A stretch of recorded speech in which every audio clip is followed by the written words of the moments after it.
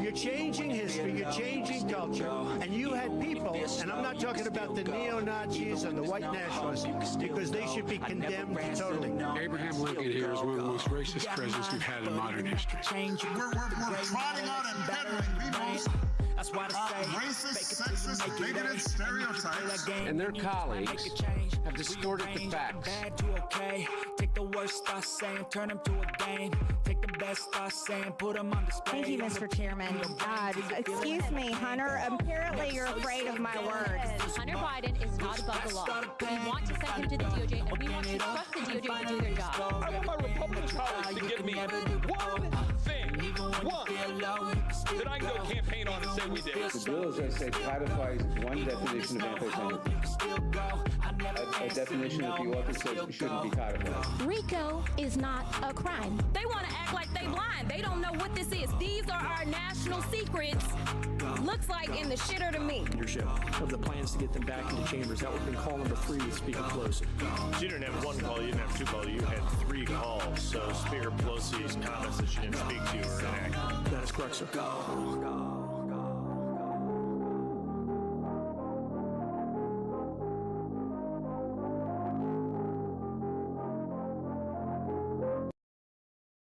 Welcome to the Off-Label Podcast, your daily dose of sanity in an insane world. I'm just going to go ahead and start it a little bit early tonight. Looks like L.A. Night 5. Here we go. It's looking a little calm out there. But we got 2 other cities starting to make some noise tonight. We got Chicago popping off, and New York City is marching in the streets. Ladies and gentlemen, we were going to do a committee hearing tonight.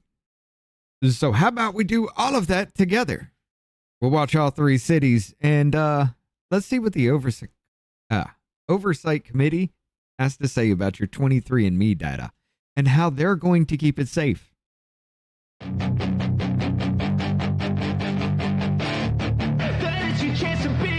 Hey kid, don't ever let them get inside your head. They'll tell you what to do in life instead of everything you know that you can get. Don't let them guide your life towards regret. I'll fight for what I love with every breath. My past is filled with things I won't forget. I use them all to push me to my best. So treat the worst of times just like a test.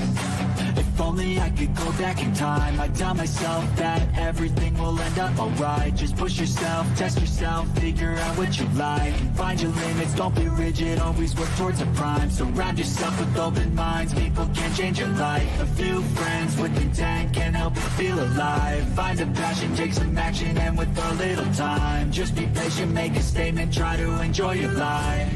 They'll try to kick you while you're down. They wanna rise up while you drown. They wanna fill your head with doubt. They're silently scared that you'll figure it out. I'll make it look like I'm losing. Won't bother hiding my bruises.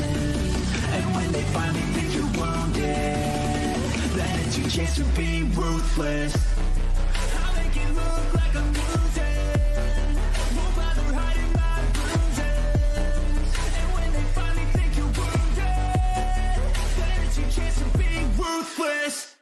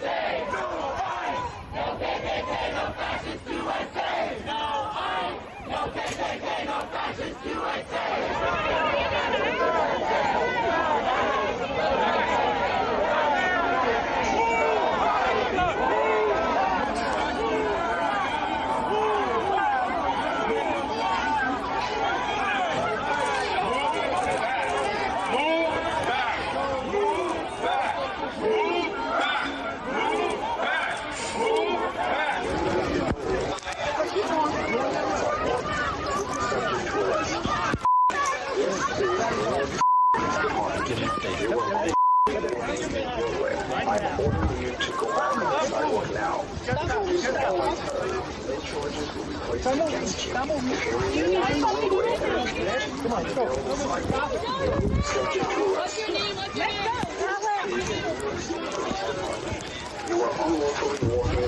every mask off.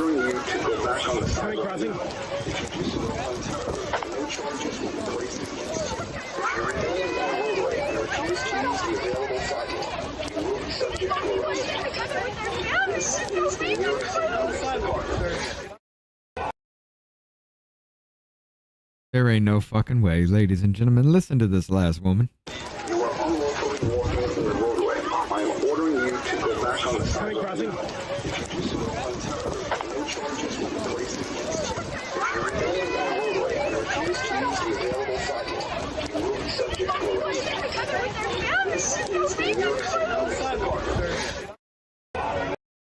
She's crying about it.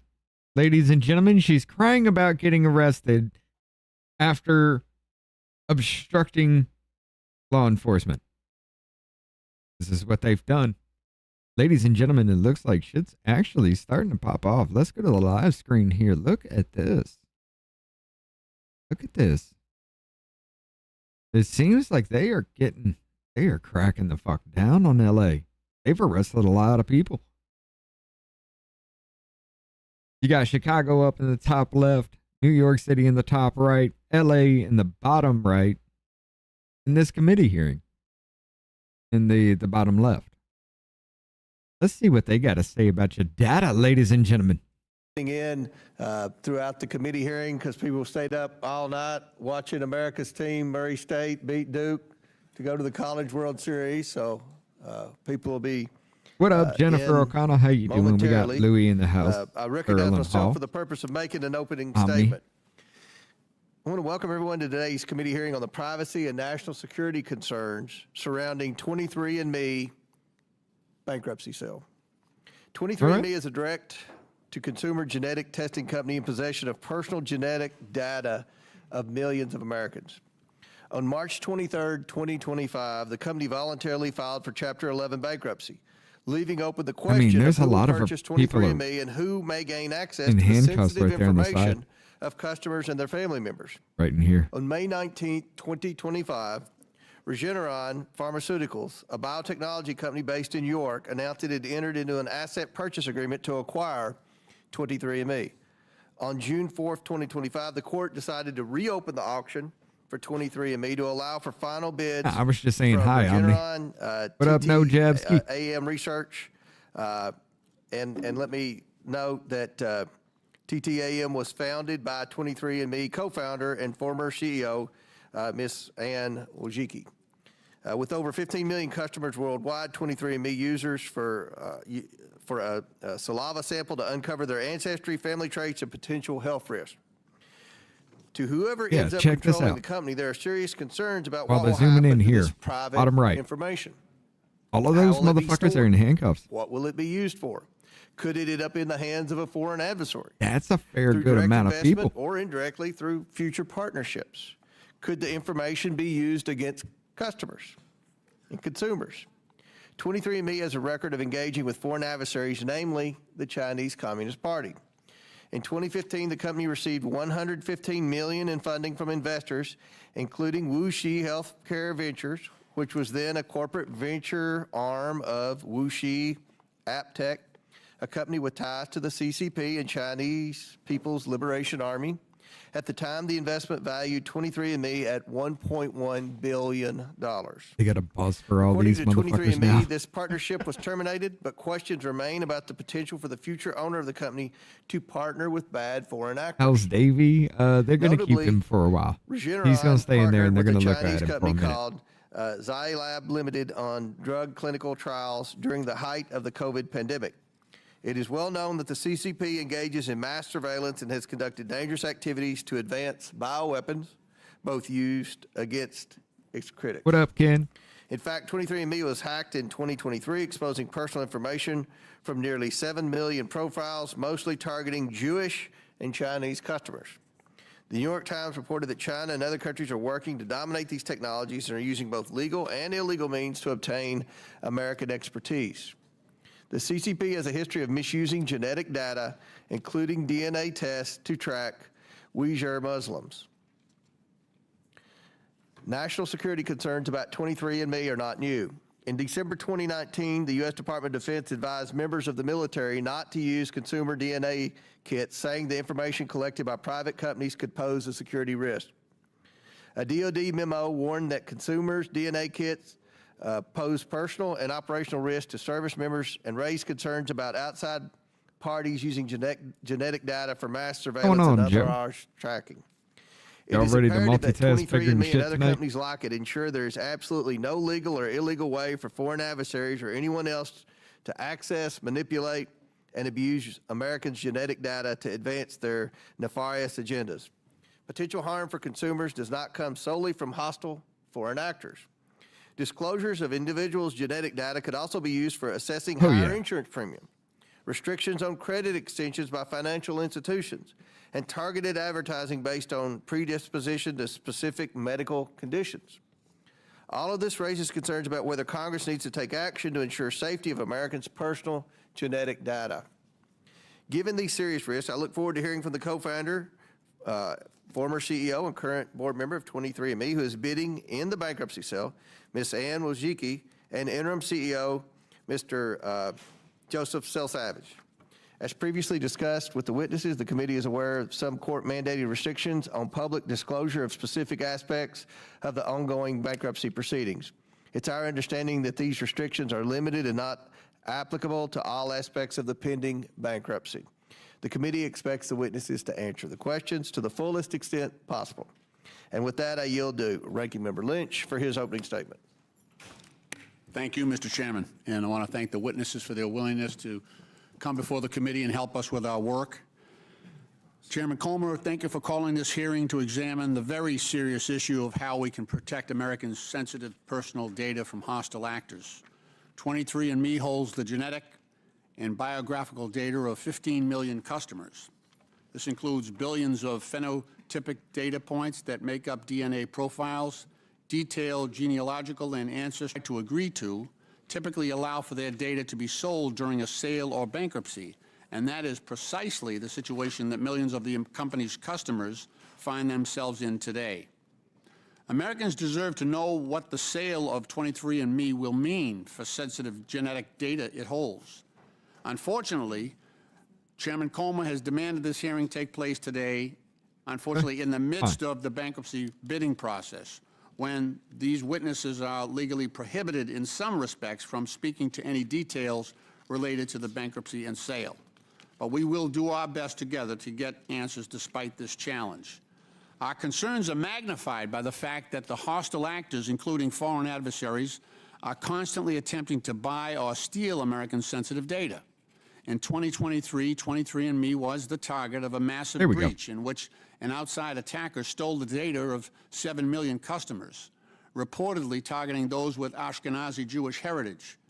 The governments of the People's Republic of China, the Russian Federation, North Korea, and Iran conduct persistent cyber attacks against the United States. China's President Xi Jinping has made clear that dominating the AI race and achieving global supremacy in biotechnology are critical to the future geopolitical power, and obtaining vast troves of American sensitive data is a key component of his strategy. Failing to safeguard Americans' data from these hostile actors would not only be a critical Late last violation of night, the privacy, news but also helicopter a dude national said fuck security out loud. He didn't catastrophe. know his mic was on. Given the sensitive nature of the data that companies like 23andMe hold, the possibility for that data to end up in entirely new hands in the event of a sale or bankruptcy, and the risk of data breaches, including by hostile foreign governments, we cannot rely solely on corporate efforts to ensure this data is protected. We need strong privacy protections and comprehensive laws and regulations that address the evolving landscape. That is where the federal government comes in. But instead of a strong federal government that makes every effort to protect American sensitive data, the Trump administration and DOJ are dismantling our IT and cybersecurity workforce and replacing hardworking civil servants with unqualified hacks. Just last week, President Trump installed a 22-year-old with no national security expertise to oversee a Department of Homeland Security hub for terrorist prevention. The administration has spent the last 5 months weakening our leading cybersecurity and consumer protection agencies and purging the federal watchdogs who ensure government works for the people's interests. I condemn those efforts, and if committee Republicans were serious about this hearing, they would as well. If we are concerned about the security and privacy of American sensitive data, we need a hearing examining the myriad of ways that DOJ is violating cybersecurity and privacy laws and making our personal information easier to steal or use against us. We need a hearing on how and why DOJ installed a server of unknown nature and origin at the Office of Personnel Management, or the specialized computers that DOJ engineers are reportedly creating to merge Americans' data across agencies with blatant disregard for federal laws that ensure Americans know when their data is being accessed and by whom. We need a hearing on the way that DOJ has exposed critical federal systems to hostile foreign actors. Oh, look, and on LA's on the move. To its personnel. That DOJ has LA's made marching across in that the street. government, including at critical agencies like the Social Security Administration, which houses every American Social Security number. Last week, Republicans on the committee voted again to shield Elon Musk from accountability for the destruction and danger he has wrought on Americans, quite possibly under the influence of hard drugs. But this is the Oversight Committee, and the American people deserve answers. We have weak Elon privacy Musk laws, did persistent drugs, threats ladies from and foreign gentlemen. adversaries, and They're Trump's getting own drunk estranged while top they're advisor, working. and a president who is both intentionally and through incompetence crippling the federal government's cybersecurity defenses, privacy safeguards, and oversight capabilities. This perfect storm leaves American sensitive data vulnerable to breaches, exploitation, and surveillance. Americans, not Rename ICE Americans, to FAFO. not private companies, hackers, or Elon Musk and DOJ deserve to own their data. I'm not worried about and it, make the Nero. decision about how, where, I'm really and not. if their sensitive information Rob's crowd is a used. different kind of I crowd. hope I my like Republican that. colleagues I will like that join us in we've taking a caught some comprehensive savages, but approach if to securing I don't want to Americans' piss private people off, data, man. because while it appears Americans can opt out to delete their data from 23andMe, there are no options to delete their I data know from me, DOJ. and I'm going to piss Mr. somebody Chairman, I off. yield back. You know what I'm Gentleman saying? yields back. I'm pleased to introduce our witnesses. Today, all witnesses are testifying in their personal capacities. First of all, Ann Wojcicki is a co-founder, board member, and former CEO of 23andMe. Before co-founding 23andMe, Ms. Wojcicki worked at various hedge funds and investment companies as a healthcare analyst. She founded 23andMe in 2006. Ms. Wojcicki served as CEO of 23andMe for almost 20 years. Her service as CEO voluntarily came to an end on March 23, 2025. Joe Selsavage is the current interim CEO of 23andMe as of March 23, 2025. He began working for 23andMe in November 2021 after the company was acquired by Lemonade Health. He served as 23andMe's chief financial that's what he officer, as said. he has over 25 years Elon of Musk accounting and was on finance drugs experience. when he was He messing formerly around worked with as a your consultant and chief information. financial officer for various companies. 23andMe's board chose Mr. Selsavage to serve as interim CEO after Ms. Wojcicki voluntarily resigned her resignation and 23andMe's simultaneous bankruptcy announcement on March 23rd. Dr. Margaret Hu is the professor and professor of law at the director of Digital Democracy Lab at William & Mary Law School. She previously served as special policy counsel in the Civil Rights Division of the U.S. Department of Justice. Pursuant to Committee Rule 9G, the witnesses will please stand and raise their right hands. But this is going to get interesting. You all solemnly swear to tell the truth, the whole Everything truth, and nothing that but the makes truth, so help you God. You, Jennifer, Let the you record show that willingly the witnesses gave to answered them. in the affirmative. Thank you all, and you may They're take a going seat. bankrupt. We appreciate you What being are they here doing today and with look that forward to data? your testimony. Let me remind the witnesses that we have read your written statement, and they will appear in full in the hearing record. What up, Please limit your oral Justy? statements to 5 minutes. As a reminder, please press the button on the microphone in front of you so that it is on and the members can hear you. When you begin to speak, the light in front of you will turn green. After 4 minutes, the light will turn yellow. When the red light comes on, your 5 minutes have expired, and we would ask that you please wrap up. I now recognize Ms. Wojcicki for her opening statement. Chair Comer, Ranking Member Lynch, and members of the committee, my name is Ann Wojcicki. Mom's Mysteries I co-founded Mayhem. 23andMe How y'all nearly doing? 2 decades ago with the Sorry, mission I of haven't helping been people hitting you up, access, understand, but I've been and staying all benefit night. from the human genome. My personal mission is to have a meaningful impact on the world. It has Oh, yeah, I been my was life's talking about passion that to earlier, understand Jennifer. the human genome I told you LA and was on the DNA, move. the code of life. The committee has raised important questions about the protections and privacy that 23andMe applied to our customers' data. Over the company's almost 20-year history, Yeah, but this these are is what, questions we thought seriously and deeply Day about. 2 of We protests did going this on in because LA? our focus has always been Or on in New improving York? the health of our customers. If we didn't have Things their will get trust, rowdy. we would not have been able to do the Not dangerous groundbreaking yet. research that impacted Chicago? millions of lives. Chicago could pop off Let me at be any moment. very clear about our practices and what we stood for. During my time as CEO, privacy was central to every decision we made, from product development to research initiatives. Customers had choice and transparency about what information they saw and how they consented for their data to be like used. I told you, Chicago could pop off. Customers were Look at 'em. required to give explicit consent before their anonymized data was used for any research purpose, and over 80% of our customers made the choice to opt in.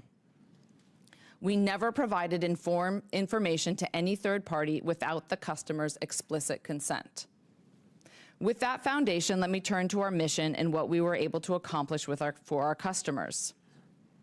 The company's mission was driven by the belief that it is an individual's right to be able to affordably access their own genetic information and to learn what it means for them. This guiding light has always been at the core of 23andMe's mission and Oh, core yeah. to my beliefs. We had one in Dallas last night. 23andMe pioneered the field of Dallas genetic cops put that ancestry shit and down direct-to-consumer genetic testing. What up, Rhoda? The journey of pioneering access to genetic information for individuals has not always been easy, but I am incredibly proud of the impact we have had. Over 15 million customers have learned about their ancestry, found relatives, and potentially life-saving health information.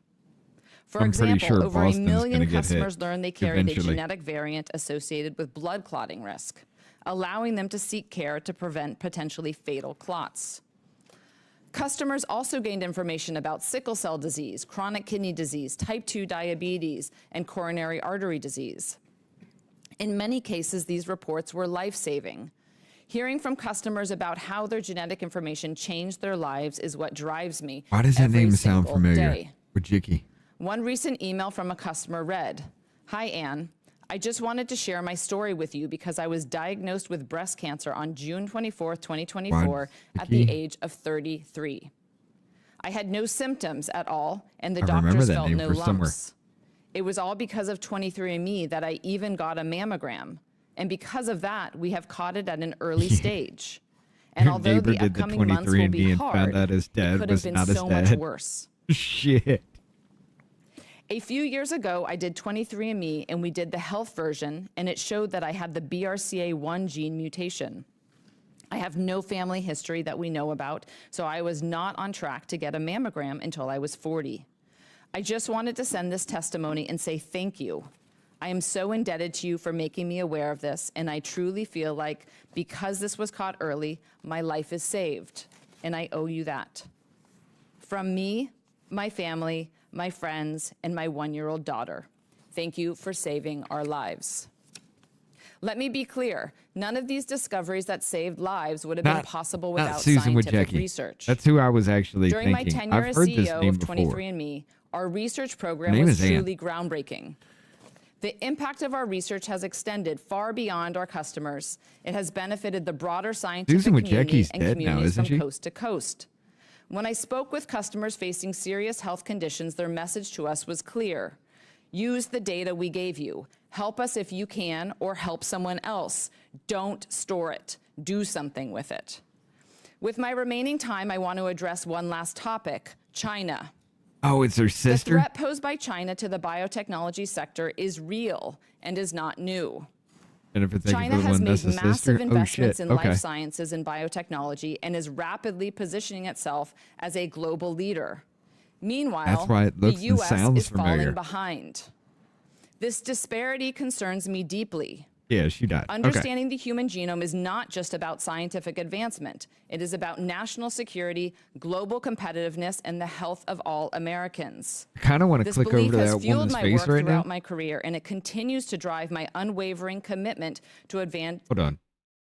here in New York City. So we are going to sign off now so that Tina can start her live stream. So stay tuned on Status Quo. Don't leave us. Stay right here.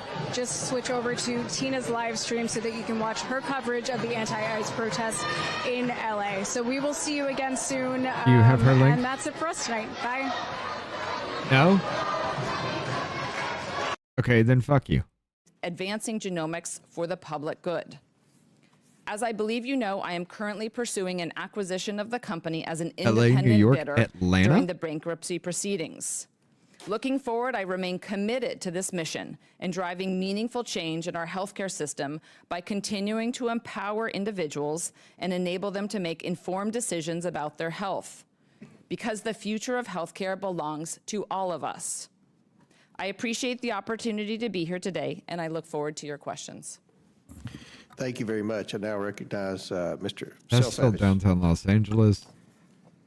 Chairman Milwaukee Comer, Journal we're Ranking Member looking at. Lynch, members of the committee, thank you for the opportunity to appear before you today. Chicago. My name is Joseph Self-Savage, and I am the Interim Chief Executive Officer of 23andMe, a mission-driven organization founded on a simple yet transformative belief that individuals have the right to access, understand, and benefit from their own genetic information. From the very beginning, 23andMe's purpose has been clear: to help people live healthier lives through direct access to their own DNA, to accelerate scientific discovery, and to contribute meaningfully to the future of personalized medicine. We recognize that with this vision comes immense responsibility it's only for the showing millions LA of shit, though. individuals who have chosen to participate in something larger than themselves.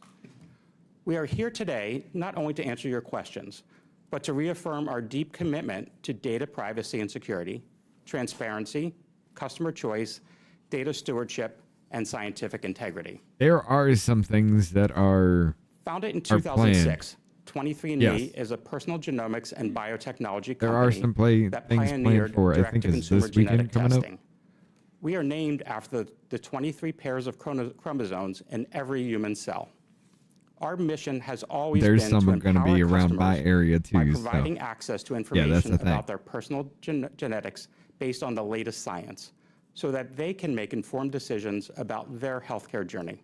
I mean, where'd those 12 Our million go? services allow customers to gain DNA insights about their genetic risk for dozens of conditions, like type 2 diabetes, Alzheimer's disease, and certain cancers. What up, Bruce? How you doing? They can also learn about their carrier status for inherited conditions like cystic fibrosis or Tay-Sachs disease, or wellness factors like lactose intolerance or deep sleep tendencies. Where the fuck is he finding this shit? 23andMe's 'Cause I can't customers see have it. consistently reported taking positive health actions after learning about their genetics through 23andMe services. 82% of our customers with an actionable genetic results were previously unaware of their health risks. The value of personal genomics goes beyond the insights people learn about themselves. Customers who register for our services also have the option for their data to be shared for research purposes, and over 80% of our customers have chosen to consent to research. Consent is a central tenet of 23andMe's research program. We have separate research consents beyond our Dude, that's consent Chicago. to processing sensitive data, Well, a we got privacy one for statement, Chicago. and terms of service that customers must review and agree to separately if they want to participate in our research program. We remove all identifying information before any genetic data is shared with any third party. And any customer who affirmatively consents to participate in our research program can easily opt out at any time through their account settings, and always have been able to do so. Customers are also free to delete their accounts and information at any time. Customers who affirmatively consent contribute to more than 230 studies on topics that range from Parkinson's disease to lupus to asthma and more. We collaborate with advocacy organizations, universities, and biotech companies to bring customer opportunities to participate in research. Since 2010, 23andMe has published 293 papers that helped advance scientific research in a I'm wide not range of finding fields. anything except for that one stream.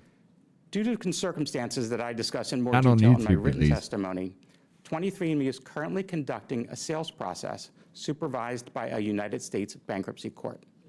That process has been a success to date.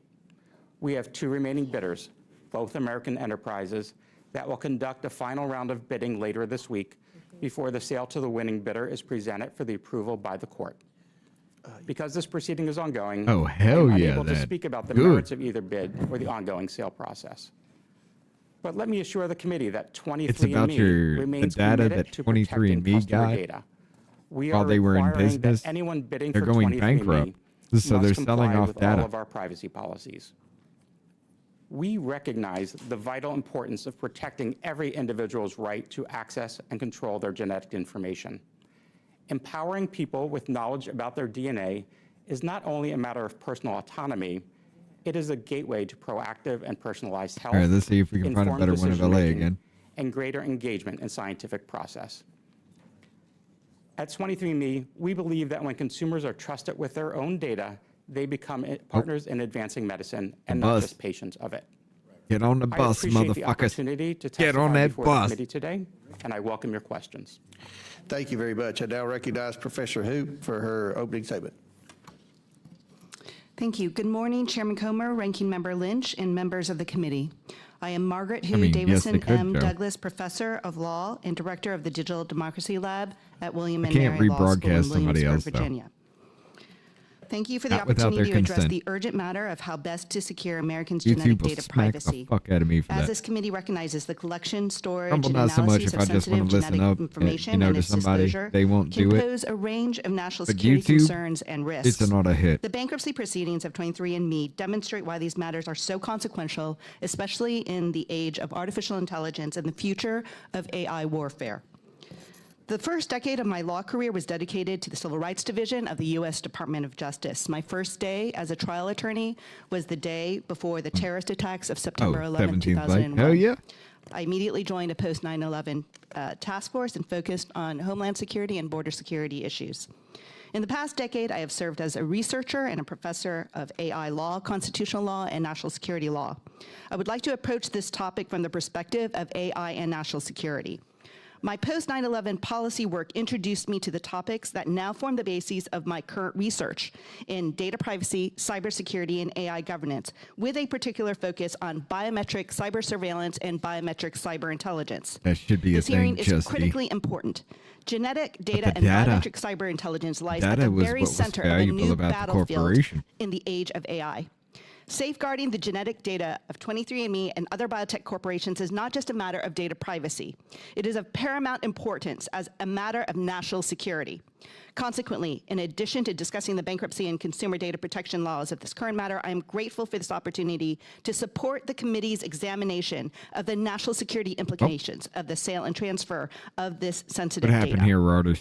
The topic of genetic Routers, data privacy Reuters, unfolding whatever the within the fuck you context are. of this bankruptcy proceeding is simultaneously unfolding within the context of a much larger crisis. Inadequate federal data privacy and cybersecurity safeguards generally, and inadequate federal laws to address the challenges of the AI revolution. For the live The coverage 23andMe expected. bankruptcy filing is a Okay. wake-up call that our current legal inadequacy amounts to instability in our national security. In the age of AI, That's data Chicago. privacy, cybersecurity, and AI infrastructure form the tapestry of overlapping systems of law and technologies. The Federal Aviation Administration, for example, coordinates airspace and aircraft traffic control, aircraft safety and investigation, and sets standards for the national airport systems. Without question, the FAA is seen as an essential national security partner, coordinating closely with the U.S. Department of Defense as it supports both civil and military aircrafts. Congress should now immediately enact both federal data privacy laws and cybersecurity laws, and also take legislative action to enact federal AI laws that anticipate these important national security threats that can be posed by inadequate AI regulations.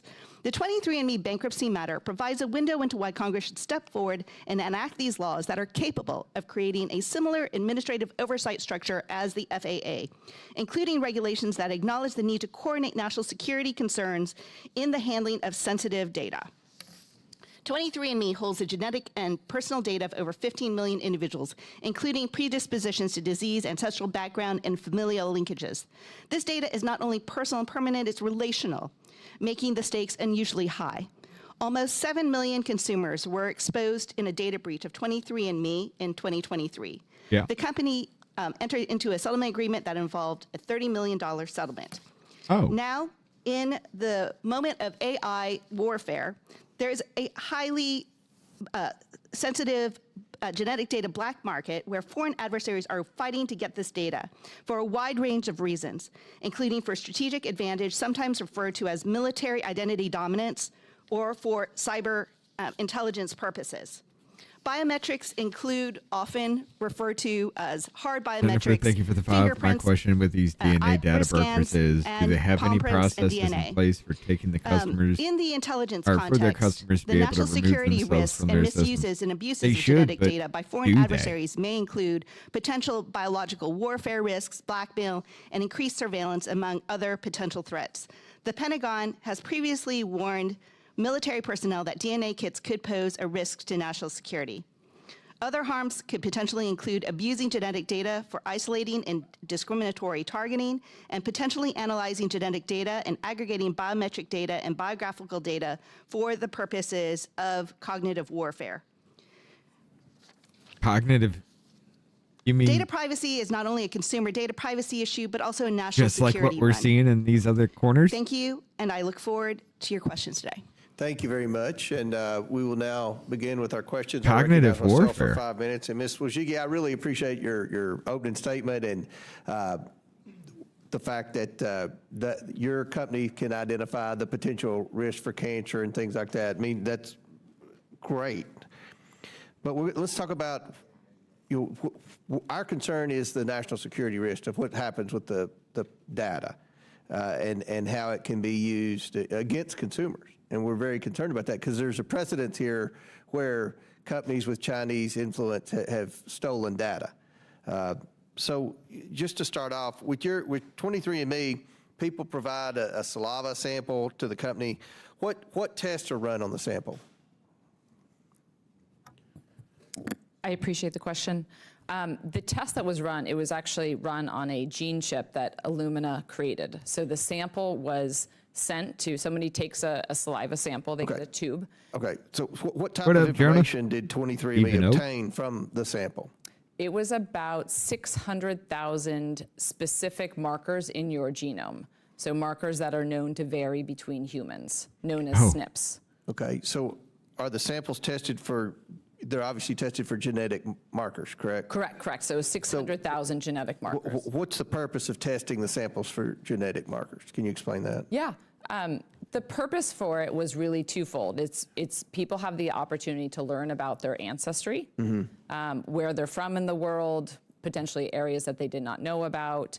They have the opportunity to connect with family members, potentially, for instance, adoptees who are looking to identify, biological siblings or parents. Every service member and their family's personnel and health records optional for at least 5 It's times completely since I optional left. because we realized there was a number of people who do not want to find additional family members and that they did not want to be identified. So it's an explicit consent where we ask people specifically, do you want to find close family members or distant? And you have the ability at any time to toggle in or to toggle out of that. It's very easy to do. So did 23andMe also track genetic markers over time in order to conduct long-term health studies? We did. So we also specifically tested on markers that are known to be predispositions for health conditions. So in my testimony, for example, I talked about the BRCA1.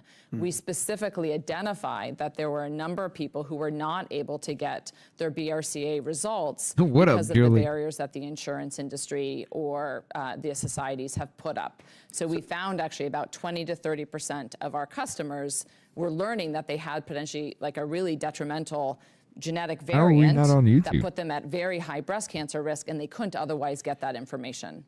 So we're still on both sides. You used this type of testing during COVID-19. What was the purpose of that? Well, it was the same test that we started with in 2006.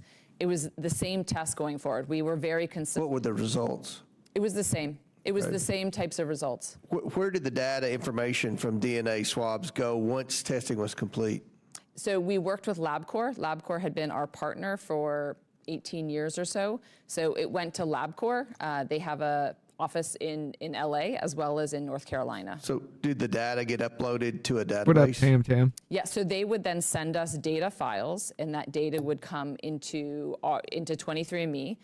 We also upload it into, we work with Amazon, AWS, all on US servers. How was the data protected? It was encrypted from end to end. We had all kinds of ways that, again, the team thought about how it was going to be encrypted, how it was sent. It also, I should be super clear, had no identifiable information when it was sent to LabCorp or when we received it. So how long does the data stay in that database? How long? At the Forever? 23andMe database? I'm sorry? At 23andMe, you mean? Yeah. As long as Or the customer anywhere. wants. How long does the data stay in the database? As long as a customer wants. They have that opportunity to delete their data at any time. So where did the physical saliva sample go after testing is complete?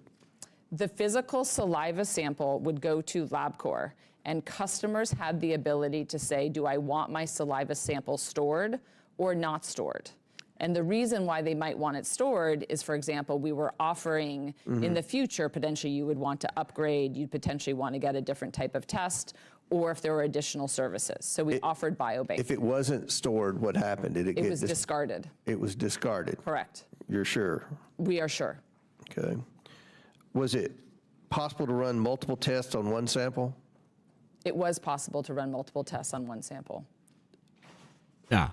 They did Okay, delete. and last question. delete Under your shit. leadership, did 23andMe scientists ever run multiple tests on a single sample? And if so, were customers notified about the additional tests? We ran additional tests potentially for the FDA submissions that we did. So in order to do validation studies, we would find customers with potentially very rare variants, and we had to do an additional type of test, sometimes called Sanger sequencing, to prove to the FDA that the results we were generating talking about were the Roma indeed crew. accurate. Okay. So we also, My let me bad, also Jonah. be clear, we also sometimes did additional research studies. So we would occasionally look and say, let's do whole genome analysis for additional research studies. Okay. Thank you. Chair recognizes the ranking member. Thank you, Mr. Chairman. Ms. Wojcicki, it's Wojcicki, right? It's Wojcicki, correct. Yeah, we have my neighborhood. We have a Polish triangle where all the Polish families live. Look familiar. Okay. First of all, I appreciate you sharing your personal history here, and you know, I fully appreciate the value of early detection through 23andMe and other technologies as well, in terms of the value that provides for early treatment protocols for breast cancer. That's really, really, really important. I hope that's something that people get from this hearing today. But also your experience and Looks your like there are situation people actually trying to amplifies the guide the need crowd in LA for now. greater privacy protections, right? On AADC this committee 7 back in feet up. 2015, I was a member then. We had a huge hack of the OPM servers, the Office of Personnel Management. So the massive data breach back then compromised the personal information of about 22 million people. But most importantly, ABC. that included federal employees and anyone in the federal government that was applying for a national security clearance. So think about that. Who would ABC need 7. in our government? Who would need national security Live. clearance, right? Those people are doing very sensitive work. So all Okay, that that's information it then. went over to the Chinese. It was a Jennifer, Chinese thank threat you. actor. At that time, the Oversight Republicans really, I have to give them great credit. Jason Chaffetz was the chair of the committee at that point. I was just a subcommittee chair at the point, ranking member at that point. But we conducted an investigation, and they came up with 13 recommendations that the OPM system and its chief information officer should be empowered, accountable, competent, and should, quote, improve federal recruitment, training, and retention of federal cybersecurity specialists. What the Trump administration has done, though, is just done a blanket firing of some of our most talented cybersecurity experts. They've disregarded the cybersecurity and data privacy laws. DOGE is reportedly creating a master Another couple $1,000 database of wasted sensitive here information of your money, across ladies and federal gentlemen. agencies by carrying around unsecured backpacks full of laptops, paving the way for unparalleled surveillance capabilities.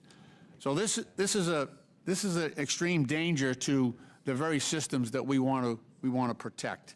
So, Professor Hu, how does firing all these IT and cybersecurity experts, does that make Americans' data safer?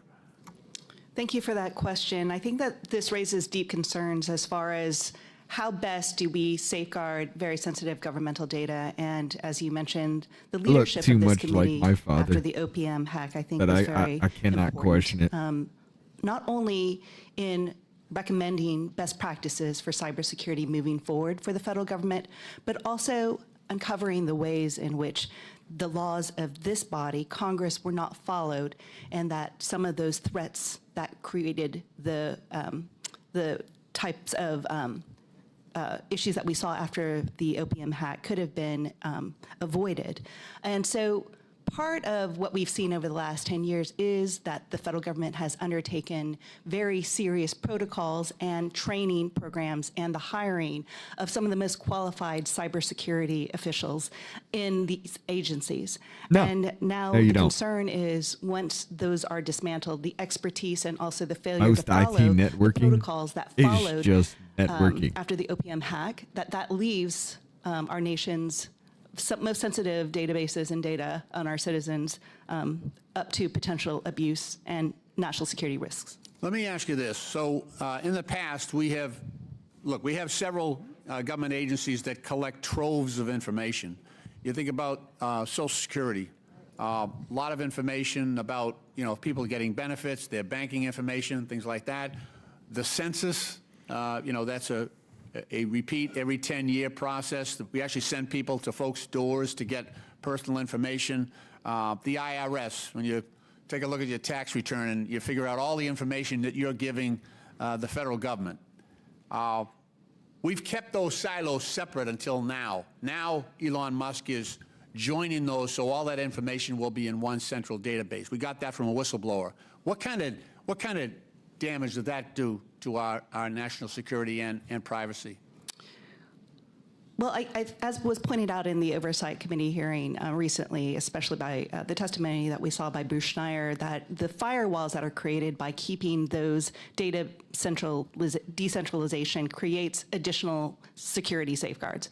And so allowing for the integration and consolidation of that data increases vulnerabilities in cybersecurity. It's much easier to create the types of risks of exposure that now are at the heart of the topic of the discussion today. Thank you. Mr. Chairman, I thank you for your courtesy, and I yield back.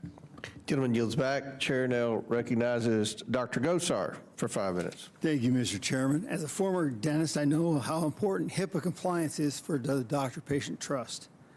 When customers sign up for testing like 23andMe, they paid for the service, not the storage and continued research of their DNA. But at the minimum, American data shouldn't leave American hands. China has already said it wants to create a database of genetic data to build bioweapons. If we're questioning whether our adversaries are going to use this genetic data to create a bioweapon against Americans, then quite frankly, this data collected from Americans should be destroyed, not stored. Mr. Sasavage, how does 23andMe store customers' data? Is it physical or digital, or both? Congressman, it's both. I mean, 23andMe stores the digital data, and as Ms. Wojcicki mentioned, and I did in my statement, security and data privacy is a top priority for the company. All of that data is stored in an encrypted format. And if customers do choose to biobank their sample with a consent, the physical saliva sample is maintained as well. Okay, so when a customer requests our data to be erased, what kind of data is erased? All of the data that they have in a digital format, with the exception, of their name, email address, and purchase information, is erased from the company's data records. In addition, if they had consented to biobank their sample, that physical sample is also destroyed. So now, in 2019, the Department of Defense advised our service members not to avoid these types of DNA kits due to the security concerns. Can you address that? Why that would be? I am not familiar with why they requested that service members not do the personal DNA test. So let me ask you the next question. Have you ever participated in a 23andMe test? Is your data at risk too? My data is at risk. I first joined 23andMe in 2013 and have done subsequent tests with new health chips with 2013 and have continued to maintain my personal data and have not deleted it, nor am I, and I continue to biobank my sample with 23andMe. Ms. Wojcicki, did I say it wrong? No worries. Okay. That's perfect. I tell everybody I speak two languages, one not so good, and that one is English. As a former CEO and board member of 23andMe, do you have access to the customer's data? I do not. Who would be accessible to that data? Who could get to that data? That is a great question. And as I mentioned before, privacy and data security was always top of mind when I was CEO at 23andMe.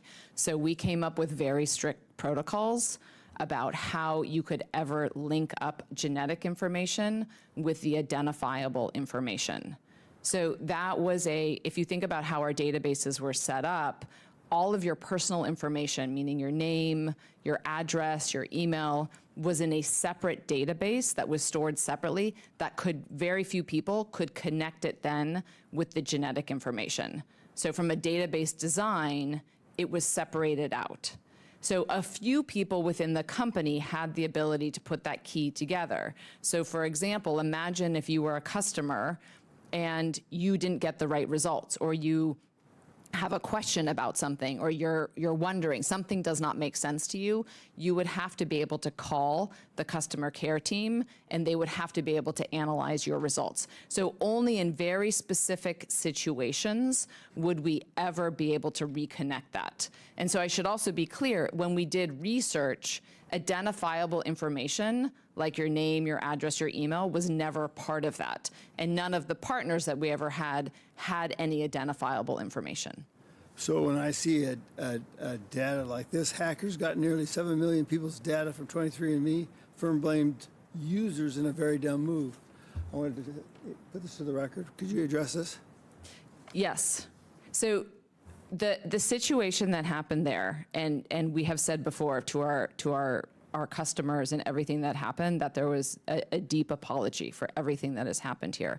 It was a credential stuffing, so it was not actually a breach of our systems.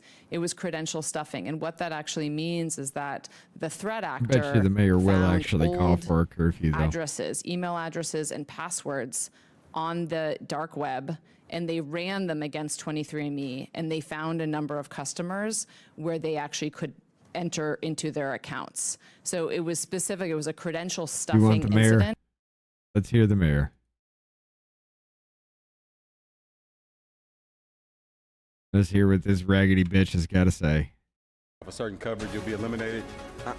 Let's get you live now to Mayor Karen Look at this Bass, fish who's dog. speaking at a press conference. I wanted to let the city know that I have declared a local emergency and issued a curfew for downtown Los Angeles to stop the vandalism, to stop the looting.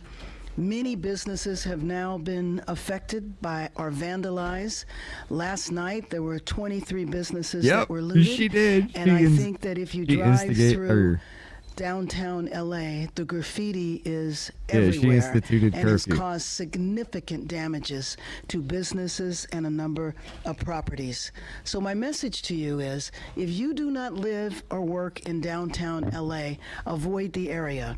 Law enforcement will arrest individuals who break the curfew, and you will be prosecuted. Hundreds of officers from police and sheriff departments from across the region and state are working alongside LAPD through a unified command structure.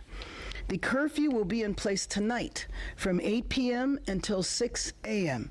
I want to thank the governor for his partnership, and especially thank our state and local leaders and deputies, officers and deputies who are working tirelessly. So curfew guidance, again, it will begin at 8 p.m. tonight and go until 6 a.m. tomorrow. I will consult with elected leaders and law enforcement officials tomorrow on the continuation of the curfew, but we certainly expect for it to last for several days. The curfew area will be between the 5 freeway and to the 110. What is he and the 10 saying? freeway Because this to where does the not look 110 like freeway and 5 freeway merge.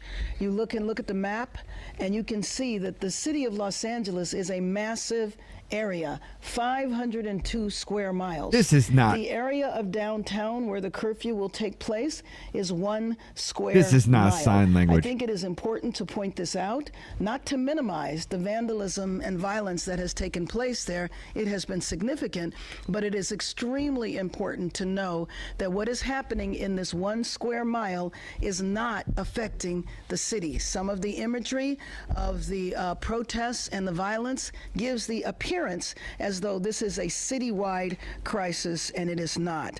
So everyone must abide by this curfew. Limited exceptions will apply for residents, people traveling to and from work, and credentialed media representatives. With that, I would like to turn it over to Chief Jim McDonnell. Thank you, Mayor Bass. Okay, so you're gonna sit there and fucking tell me that it's only for this little area right here for the curfew. Okay, so stay out of this area and you can stay out there all night doing whatever the fuck you want, ladies and gentlemen. Awesome. Good afternoon, everyone. Let's go back to their account. Since then, we've made pretty substantial changes. So in response, we immediately wanted to learn from this. So we forced all of our customers to reset their password. So every single customer had to go and reset their password. And then secondly, we had double-factor authentication, which was mandated. And we had actually had two-factor authentication for a while, but it was not mandated because it was not industry standard. Thank you, Mr. Chairman. I yield back. I recognize Ms. Norton from Washington, D.C. Thank you, Mr. Chairman. When Elon Musk joined the Trump administration, he reportedly described himself as, quote, tech support for the federal government, clad in an absurd, quote, tech support, close quote, T-shirt. Elon Musk assured President Trump's cabinet that slashing the federal workforce was necessary to save the federal government money and make it more efficient. We all saw what happened next. The so-called Department of Government Efficiency. You saw nothing because your ass is in some kind of nursing home at night. Federal employees, regardless of their role, experience, or their value brought to the agencies. There is no motherfucking way that dude in LA right there is doing any kind of fucking. That is not sign language. More than He's just making shit up. $135 billion, according to Partnership for Public Service. The Trump administration's purge of the federal workforce is also making it harder for the government to maintain its sensitive databases and records and prevent cyber attacks. The U.S. Digital Service was the technology office in the White House that led modernization of federal technology and software systems, that is, until the Trump administration. Then Elon Musk took over and fired dozens of its employees. Another 21 IT workers resigned I got so many from jokes. the office rather than carry out the destruction Musk demanded of them. The mass resignation letter signed by these skilled engineers, data scientists, and IT professionals included a stark indictment of the Trump administration, explaining that they had been asked to take actions inconsistent with their oath to serve the American people and uphold the Constitution. I ask unanimous consent to enter this letter into the record, Mr. Chairman. Without objection, so ordered. The U.S. Digital Service is not only the only agency that has been gutted, IT personnel have been laid off across the federal government, leading Oh my God, leaving IT personnel many have been agencies laid off. further exposed to threats. For example, the Department of Government Efficiency demanded a 50% cut in the technology division of the Social Security Administration. You mean the same people This that weren't doing division shit because maintains everything was always the Social broken and it Security took forever? Administration's website, benefits portals, and IT systems. The Trump administration also reportedly Nothing ever worked planned right. to Those fire kind of an people additional who should keep a job. 25% of the employees who manage the data systems at the Social Security Administration. Professor, how has the Trump administration's purge of IT and cyber professionals left the federal government more vulnerable to data intrusions? Thank you for that question, Congresswoman. I think that what we're witnessing, especially in news reports with DOJ now entering into 17 agencies and the dozens of lawsuits that have followed since the start of DOJ, is a deep concern about whether or not this falls outside the scope of what is constitutional or legal, particularly given this body. The Digital Services Office that you refer to was something that received funding and was specifically included legislatively, is my understanding, whereas DOJ is not, and that is part of the current litigation, whether or not this type of body is legal, is constitutional, and whether or not these types of actions that you describe are also outside the scope of the law, both with FISMA, for example, and the Administrative Procedure Act. So we just saw within the last couple of days, in the district court, a concern about the OPM databases and whether or not an injunction is necessary in order to stop continued access. The Trump administration's proposed 2026 IRS budget would cut a staggering $8 billion and nearly 20% of positions from fiscal 20. There ain't no way that bitch said that. 6 IRS budget.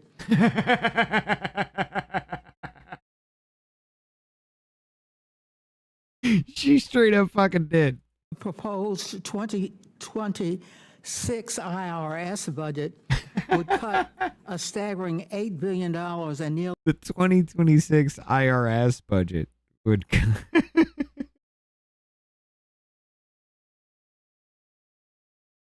That'd be funny as fuck if somebody younger said it, but it's hilarious as shit because she did not mean to say that. Jennifer, thank you for the 5 here. This isn't an oversight meeting.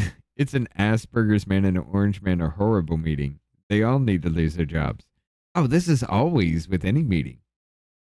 Nearly 20% of positions. And if they can't do either one, it's racism. 25 levels, including 60% of the IT staff. Professor, what are the risks of making a massive cut to the IT workforce at the IRS, which holds the most sensitive financial information of every American? Thank you for that question. The attempt to consolidate the information that is so sensitive, our financial information, our tax information, our information about our health, in order to try to create that type of consolidation increases the national security risk tremendously, as we saw from the OPM hack, for example, that you had millions of Americans' data exposed, but not only their biographic information, but their biometric information. So as a result of the 2015 hack, That's it was reported that 5.6 million There's no way that's sign language. were also then released. So these are He's very just flipping serious fingers issues, and doing particularly with things. national security implications. There's no. Thank you. Gentlelady's time's expired. Chair recognizes Dr. Fox from North Carolina. Thank you, Mr. Chairman, and thank you to our witnesses for being here. Mr. Savage, we all know the Chinese Communist Party, CCP, has a track record of misusing genetic data, and even the New York Times acknowledged that, quote, China uses genetic tests to track members of the Uyghurs, end quote, who are a politically disfavored minority group. This abuse can surely be perpetrated against any disfavored pointing group now. whose genetic data is available. How does 23andMe prevent the genetic data He's trying to mainly get a from woman's phone Americans number. controlled by the company from being used by the CCP or some other malign actor to track or harm Americans? Congresswoman, 23andMe puts data security and privacy at the top of the forefront of our company.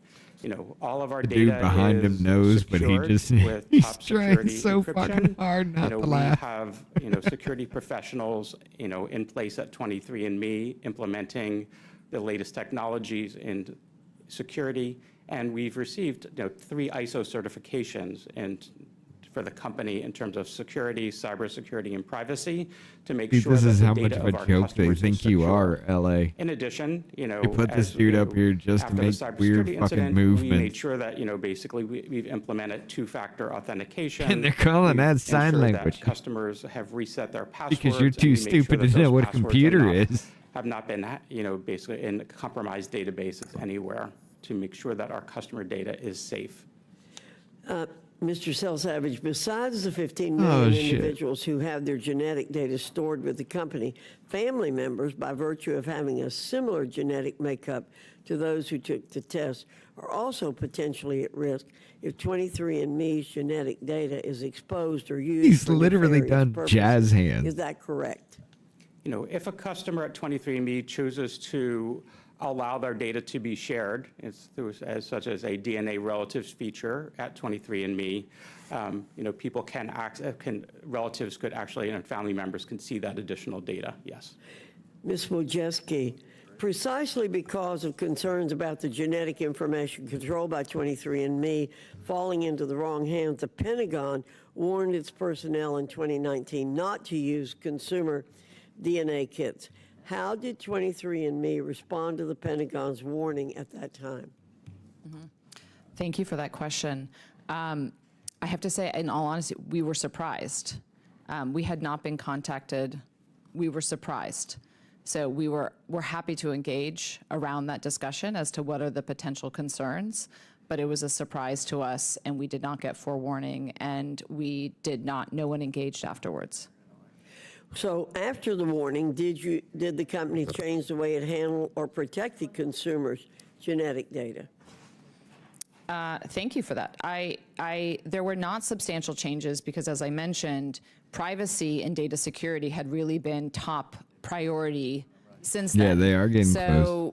Since the inception of the company. So I would say after that notice and reading about that, it definitely became top of mind. And I think the number one takeaway we had was really there should be an engagement around the understanding Chicago looks of, like it's, of how popping. we actually It's popping. are Look, they got one. making sure They that got we're 'em. securing data and how we're They got making one. sure that we're always honoring the customer's privacy.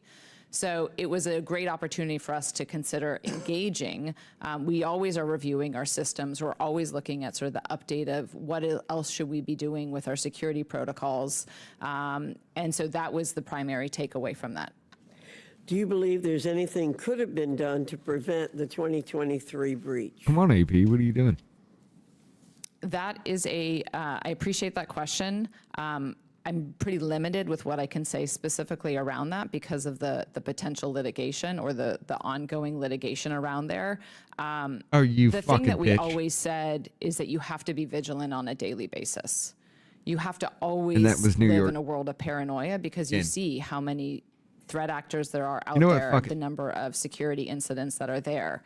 So the primary takeaway we always thought is like, Oh, what's they also cut the it. product by design? How are we making sure we're designing the product so if and when something happens that we're doing everything we can to protect the privacy of our customers? The database security design has always been really important for us about making sure that if there ever was a threat actor, how are we actually Bro, I backed it up. Did she really say Shenanac? What?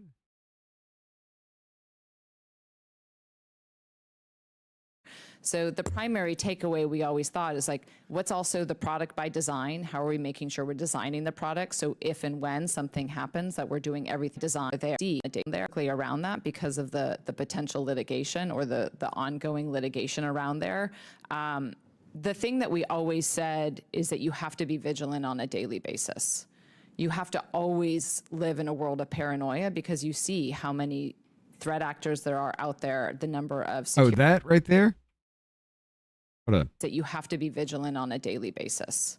You have to always live in a world of paranoia because you see how many threat actors there are out there, the number of security incidents that are there. So the primary takeaway we always thought is like, what's also the product by design? How are we making sure we're designing the product so if and when something happens that we're doing everything we can to protect the privacy of our customers? The database security design has always been really important for us about making sure that if there ever was a threat actor, how are we actually making sure that we're doing everything we can to prevent that? So it was always top of mind for us to think about what those potential risks are. Thank you, Mr. Chairman. I yield back. Gentlelady yields back. Chair recognizes Ms. Brown from Ohio. Thank you, Mr. Chairman. Today's hearing gives us an opportunity to explore bipartisan solutions to protect Americans' personal identifiable information. When services like 23andMe first launched, they were seen as groundbreaking, giving people unprecedented access to information about their ancestry, health, and genetics. For the first time, you could uncover long-lost family connections or gain insights into potential health risks, all from the comfort of your home. But what many of 23andMe's nearly 25 million customers didn't realize was that unless they actively opted out, they were also consenting to share their personal DNA data with third parties. Unlike a password, you can't change your DNA, and it can't truly be anonymized. What's more, one person's genetic data can reveal information about their entire family. Now, with that company's future uncertain, the safety and security of that data hangs in the balance. Americans deserve real oversight and tough privacy protections to keep their most sensitive data safe. New York right now. Mr. Selsevich, when you became the CEO, just as 23andMe experienced a massive breach that exposed the sensitive genetic data of 7 million users. What concrete steps have you taken since to prevent this from happening again? And what can you tell your customers today, right now, that you couldn't say a year ago to reassure them their most personal data? I'll check a little bit later, but Congresswoman, just take a look at Times Square for a I want minute. to reiterate that 23andMe always has put our consumers' security and data security and privacy at the forefront of the company. Since the data incident, we have implemented additional security measures. We, forced every customer to actually reset their password to make sure that their accounts are safer. We implemented two-factor authentication, whereby a customer has to either gets an SMS or an email sort of code to actually enter in addition to their password to make sure their data is secure. And then we also ensure that any sensitive data, like the personal genomic data that the customer has, if they requested that data, that there was additional verification of the customer requesting it, such as their date of birth and other credentials, and then also put a time limit so that they couldn't access that data immediately, but rather put a time delay of 48 hours on that data. In addition, we've hired a new Chief Information Security Officer at the company and put in additional security controls. Through the bankruptcy process, we're making sure that, essentially through the process that our customers' data is safe because we're requiring any bidder for the company to continue with the privacy policies and consents that are in place here at 23andMe. Thank you. We are having this conversation at a time when foreign adversaries like China and Russia are working overtime to exploit Americans' personal data. We know that China has targeted Americans' genetic data to train their AI technologies to develop advanced medicine and even for military research.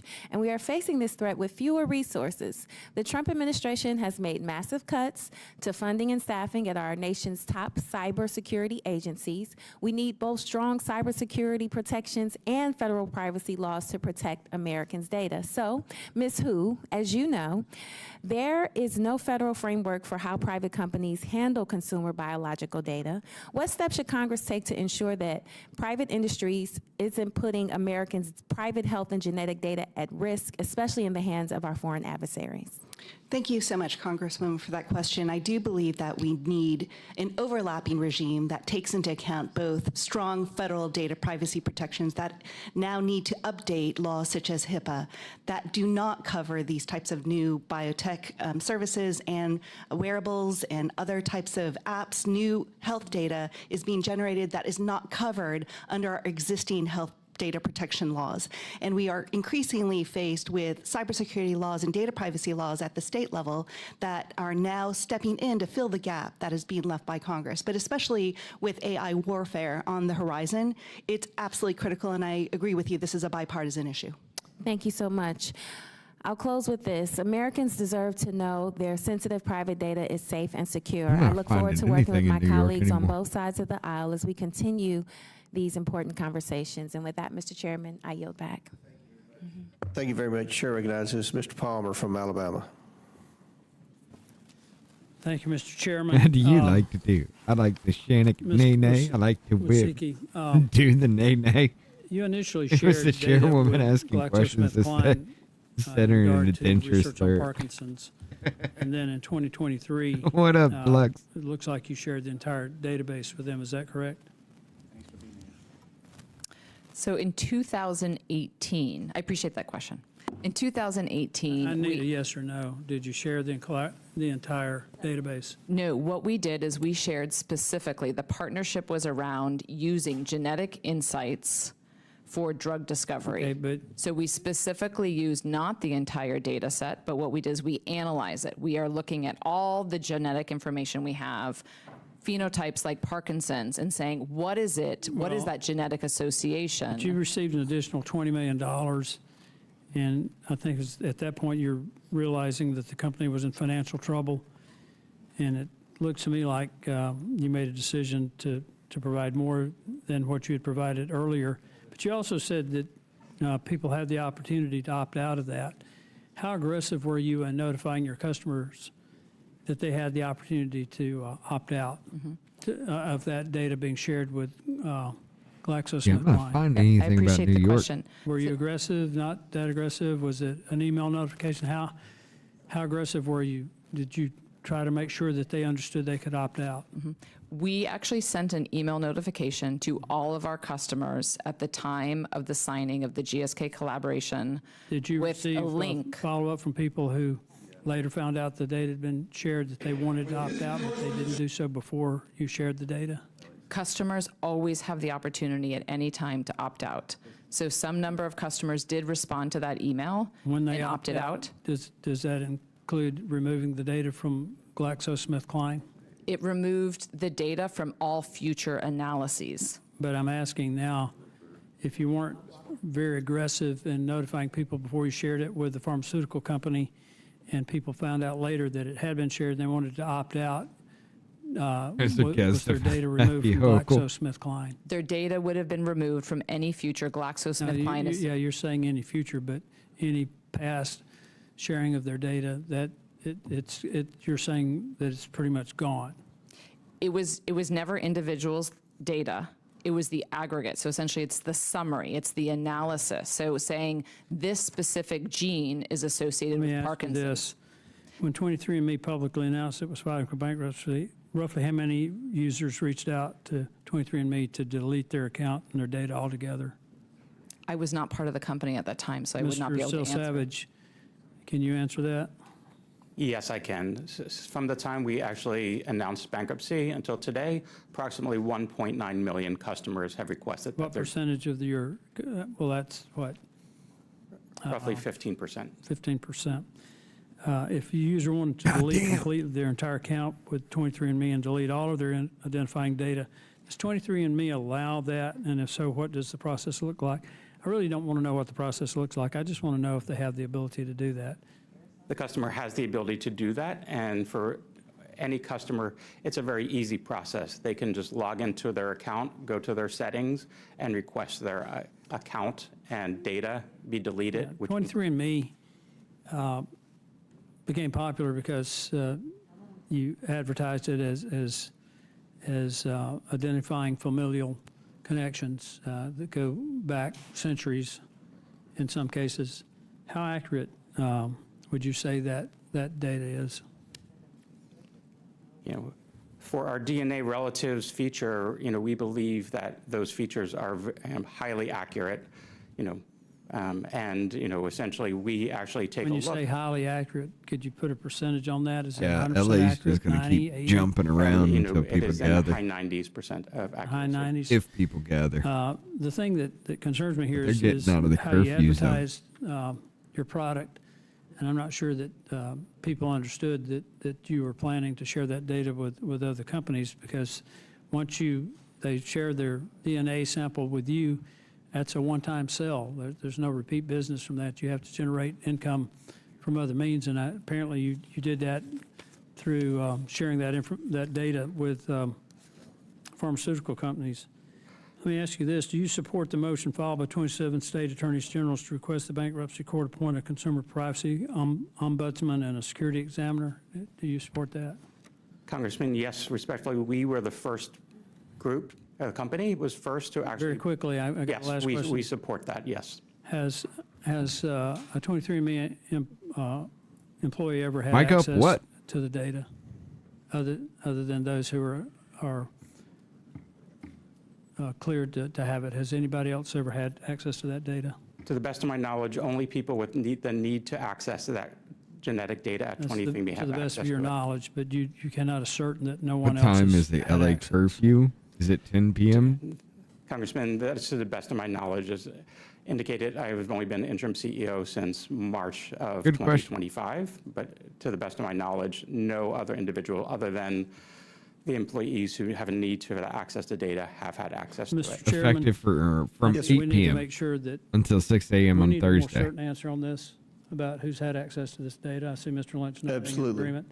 So could you do a deep dive investigation to make that determination, notify the committee? Not tonight, Mr. though. Chairman, the ranking member? Congressman, I'll take that back to our team. This and is we'll for tomorrow. look into that for you. That's not a look into, that's a required reply. That's understood. We'll take that Thank back. you, sir. I yield back. All right, thank you. Chair recognizes Ms. Stansberry from New Mexico. Thank you, Mr. Chairman, and thank you to our witnesses for being here today. This topic is of particular interest, I think, not only to myself, but millions of Americans, not just because the company in question here actually owns the genetic data of millions and millions of Americans, but because of Curfew what's will be in happening effect right from 8 p.m. now to 6 with a.m. DOGE, with and the may Trump continue for administration, several with days. private contractors getting multi-million-dollar contracts to integrate Okay, Americans' so 8 p.m. personal data, with the court cases that That'll are be in front of 10 the here. Supreme Court and the district courts, and this proposal that came through this House Yes. just 2 Yes, I weeks believe ago so. in the dead of night, that basically would preempt state and local laws from I honestly don't regulating know. Hold on. our private data through AI systems. And so, I mean, it's hard to not sit here and listen to this conversation and not feel like we're living through a sci-fi movie, right? Like we've all seen this scary sci-fi movie before, that our private biological data, not me personally, I'm too much of a privacy freak to do these genetic tests myself, that a private company has our data, they experience bankruptcy, and now we have no federal regulatory system to protect that Stansberry, data. could you be the and biggest we're fucking bitch? concerned that foreign adversaries might purchase the company and thus the data. I mean, this is insane. Like, this is crazy. And meanwhile, I completely agree. This is bipartisan in this hearing, but our colleagues across the aisle are trying to pass legislation that would deregulate and preempt data privacy and AI laws across the United States in every single state and locality for the next 10 years. That's bonkers. Like, you can't have it both ways. You can't haul a private company in before Congress to talk about their bankruptcy and the fact that they have 15 million Americans' private biological data, and you want to protect it, and then you're trying to use Congress to preempt state and local law so that we can't protect private data. Like, that is completely intellectually incongruent and dangerous for Americans. professor who I was really interested I in your believe they background are because you've RP, worked but I'm not both totally on sure. I the can't DOJ find anything side about as that. well as on the academic side. And, you've outlined I some of guess I this can in your map it out, testimony, but I'm particularly interested in your background in national security and prosecuting national security cases. And if you could talk a bit more about this, like, political intersection we're seeing right now in this moment and what threats that poses for not just national security with foreign adversaries, but the potential that Americans' data could be misused by private companies here in the United States.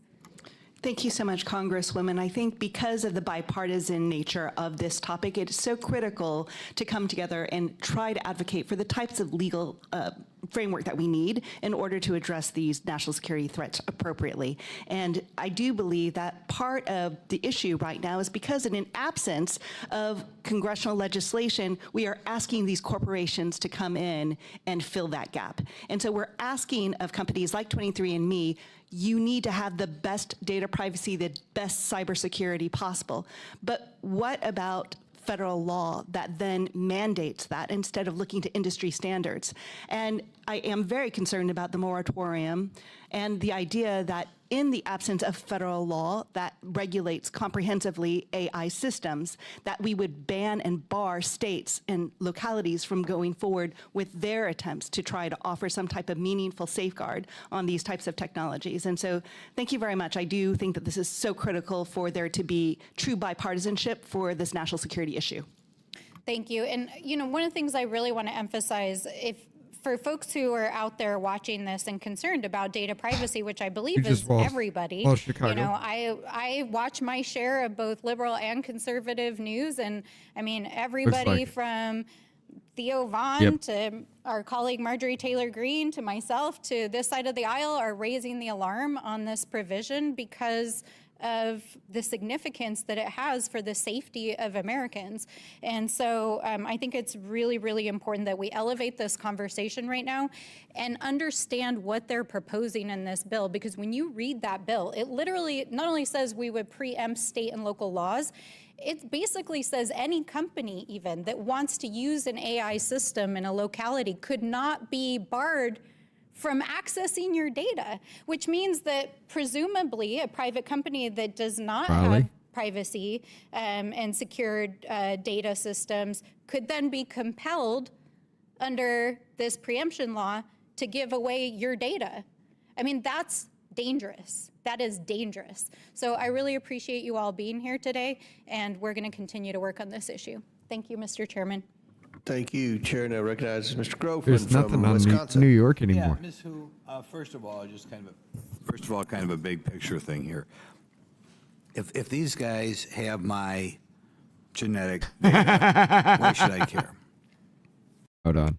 It isn't working. There is, but we can get involved and try to do our best to make change. Your take, since you were at the center of this, your take on partisan politics today.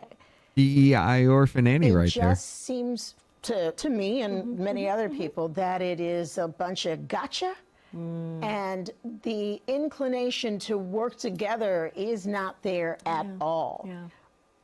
What do you think that says about the country actually being able to make progress as long as that is the situation in Washington? It's very layered, right? You have misinformation, disinformation, you have social media, people get 24/7 information. You have to fact check everything that you read. And we do a better job than you ever will. Inclination of being very much stuck in your party, in your beliefs, in your ideology, and not really looking at the other person or really hearing what's being said on the other side. But the reality too is who's sitting in the White House matters, right? What's happening at the White House matters when you have someone who is saying the press is the enemy of the state. When you have someone putting policies that hurt vulnerable people. You were covering that shit up. That Just shut the fuck up, Ho. Okay. Just wanting to see what she was saying.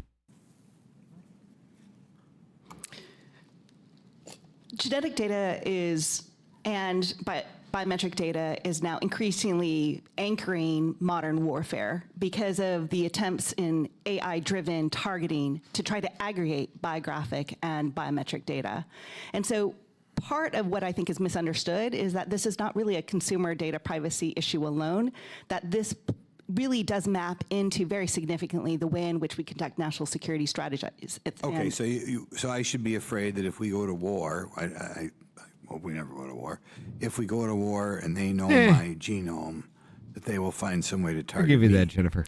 Well, it's not just an active kinetic type of warfare situation. The new Yeah, she can't battlefield stop. of AI warfare Like her eyes is are always really engaged closed, in and if they're not cognitive closed, they're security blinky. issues, and also the way in which we look at manipulation, social engineering as a cybersecurity risk. Okay, give me an example. So the way in which, for example, if we go back to the opium hack of 2015 occurred, many experts say that it was through social engineering, that the way in which the Chinese hackers got access into the opium systems was through social engineering, some type of manipulation. And so at first that they were able to manipulate somebody within opium to give up their passwords, and then from there able to install this type of... How would they manipulate them? Well, one of the examples given by some cybersecurity companies were the ways in which Chinese would What up, pose, for Billy? example, How you doing, as QS? trying to present some type of alumni event from your university and to get you to click on that and then to install the malware from there. Because they have my genome? Well, the fact that the Department of Defense raised the alarm about the potential risks of it, I think, are really important for us to examine why. Why is the Department of Defense saying that this should not be something that the military should access? And I think that's... I can think of reasons that's of concern, but not exactly your reasons. I'll take it, though. Looks like New York for went granted dark that with we their don't news. want to have my genome out there on the internet floating around. Mr. Cell Savage, where is, if I had used this company's services in the past, where is my data kept right now? The actual data, and basically this data is stored on Amazon Web Services in secure, encrypted database files. And can we assume that my data will be there after I die? Well, Most right now, hacks under the are current law, actually be there inside jobs forever? or day zero Your exploit. data is there, but you always have the right to delete your data at any time, and your beneficiaries and executors of your will or trust will also have the right to delete that data in the future. Does anybody call right now to have their data deleted? Yes, since we announced bankruptcy, we've had 1.9 million customers called and requested that we delete their data, and we have done so within a reasonable time frame. How many customers called to delete their data? 1.9 called or emailed or requested their data be deleted. There was 1.9 million customers. That's kind of amazing, I think. I mean, I think it's probably a smart thing to do, but it wouldn't occur to me. Okay, next question. Does Regeneron intend to update their policy, their privacy policy?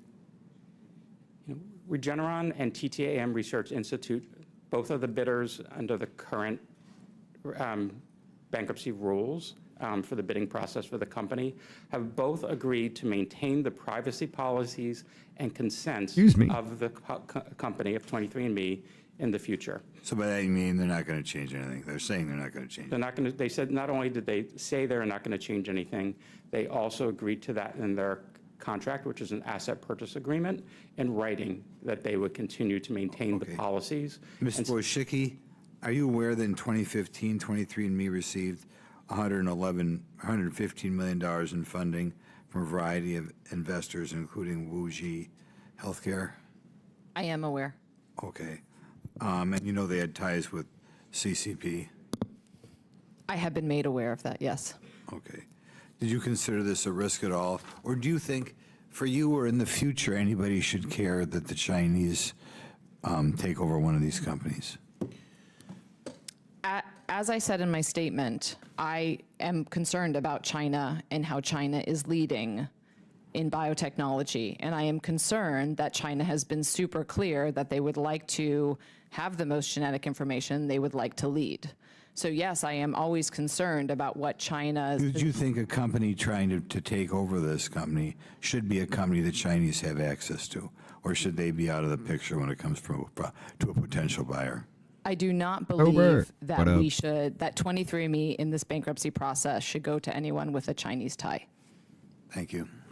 Thank you. Chair recognizes Ms. Randall from Washington State.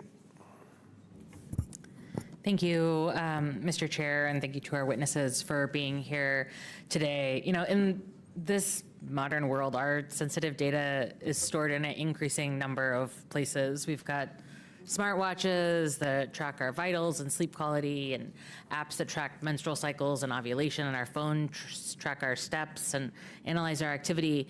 And companies like 23andMe convinced so many to trade access to their DNA to unlock personal history and detailed genealogy reports.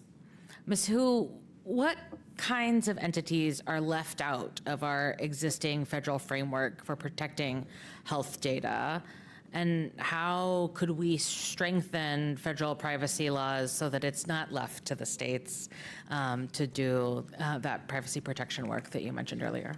Thank you so much, Congresswoman. And I think that this is another chance to revisit the prior Congressman's question about why it matters. I think that, you know, these types of very sensitive data can be open to exploitation, both in national security, but on also consumer, exploitation purposes as well.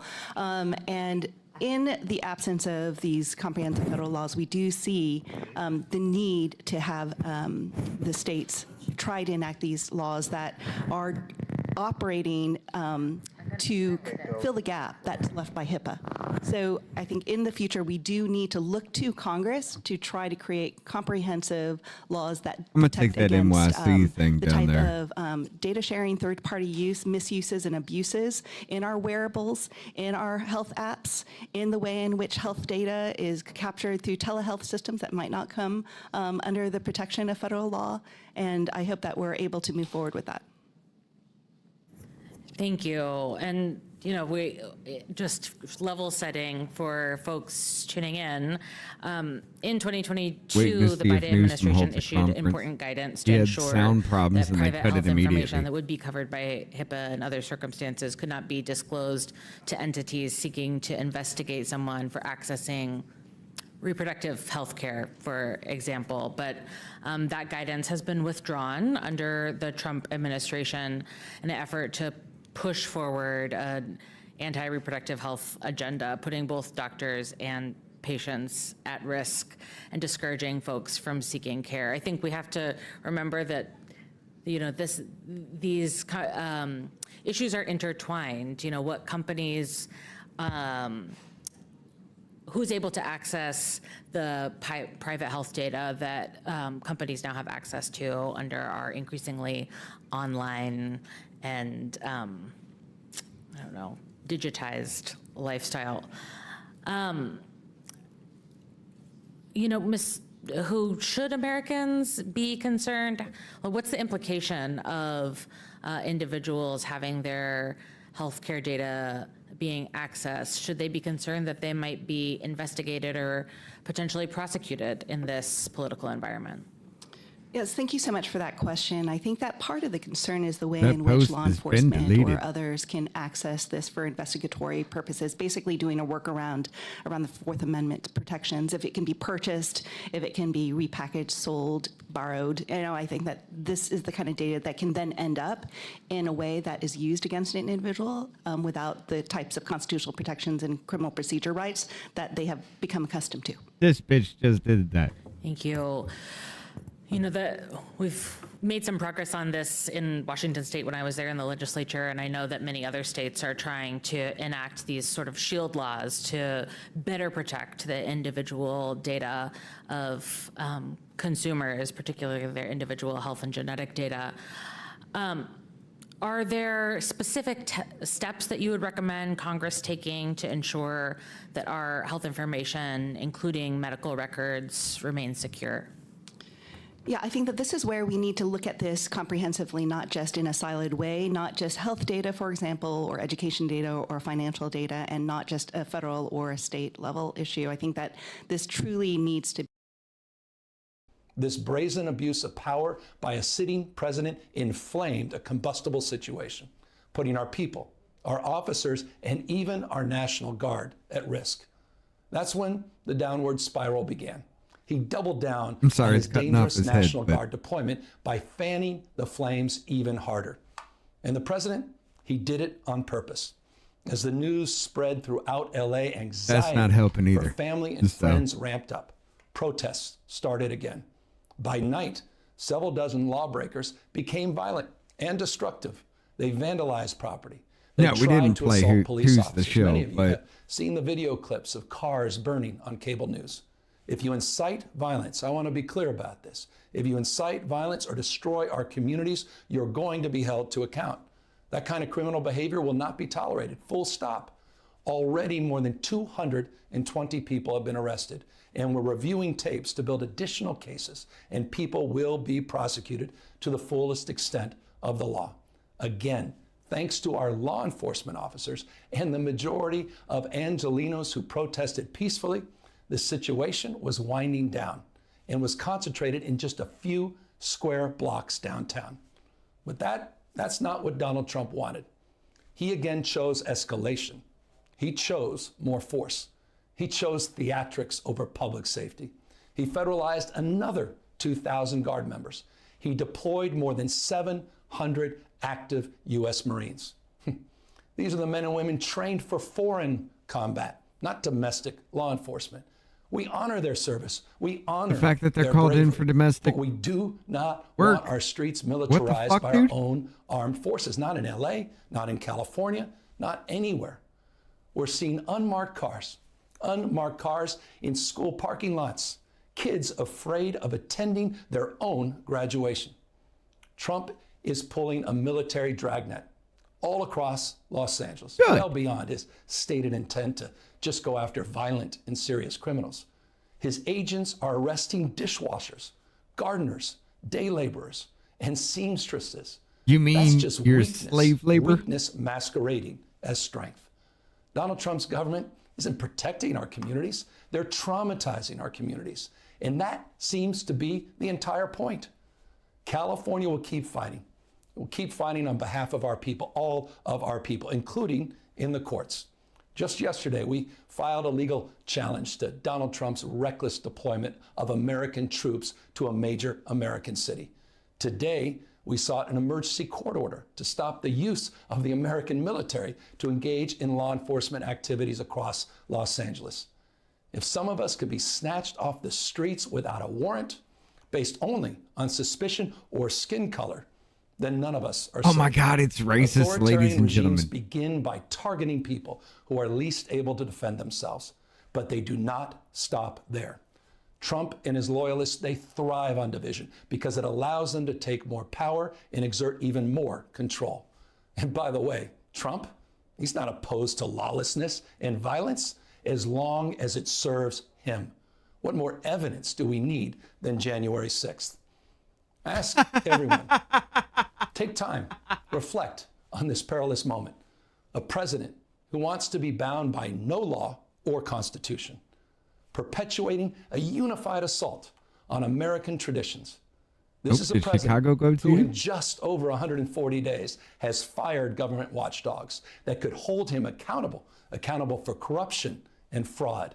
He's declared a war on culture, Ostrich on goes, shooter history, kills 10 on people. science, on knowledge itself. Databases, quite literally, are vanishing. He's delegitimizing news organizations, and he's assaulting the First Amendment. And the threat of defunding them, at threat, he's dictating what universities themselves can teach. He's targeting law firms and the judicial branch that are the foundations of an orderly and civil society. He's calling for a sitting governor to be arrested for no other reason than to, in his own words, for getting elected. And we all know this Saturday. He's ordering our American heroes, the United States military, and forcing dude is them to put freaking on the a fuck out vulgar right now. display to celebrate his birthday, just as other failed dictators have done in the past. Look, this isn't he's just freaking the about fuck out protests right here now. in Los Angeles.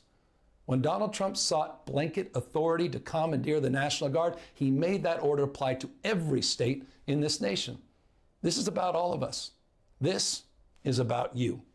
California may be first, but it clearly will not end here. Other states are next. Democracy is next.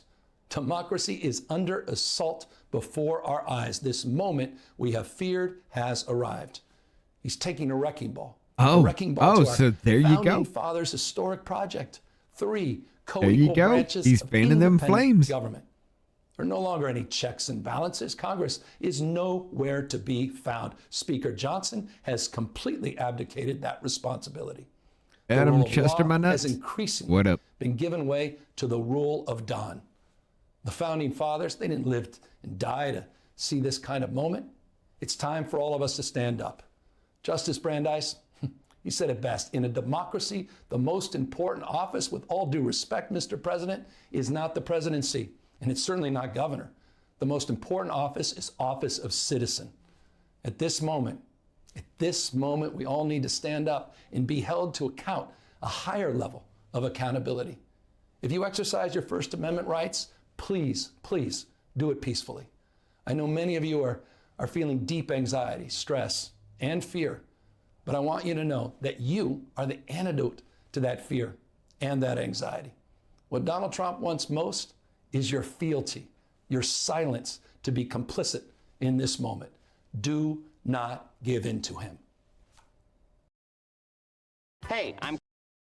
You hear that, ladies and gentlemen? Do not give in to him. Do not give. This motherfucker is scared.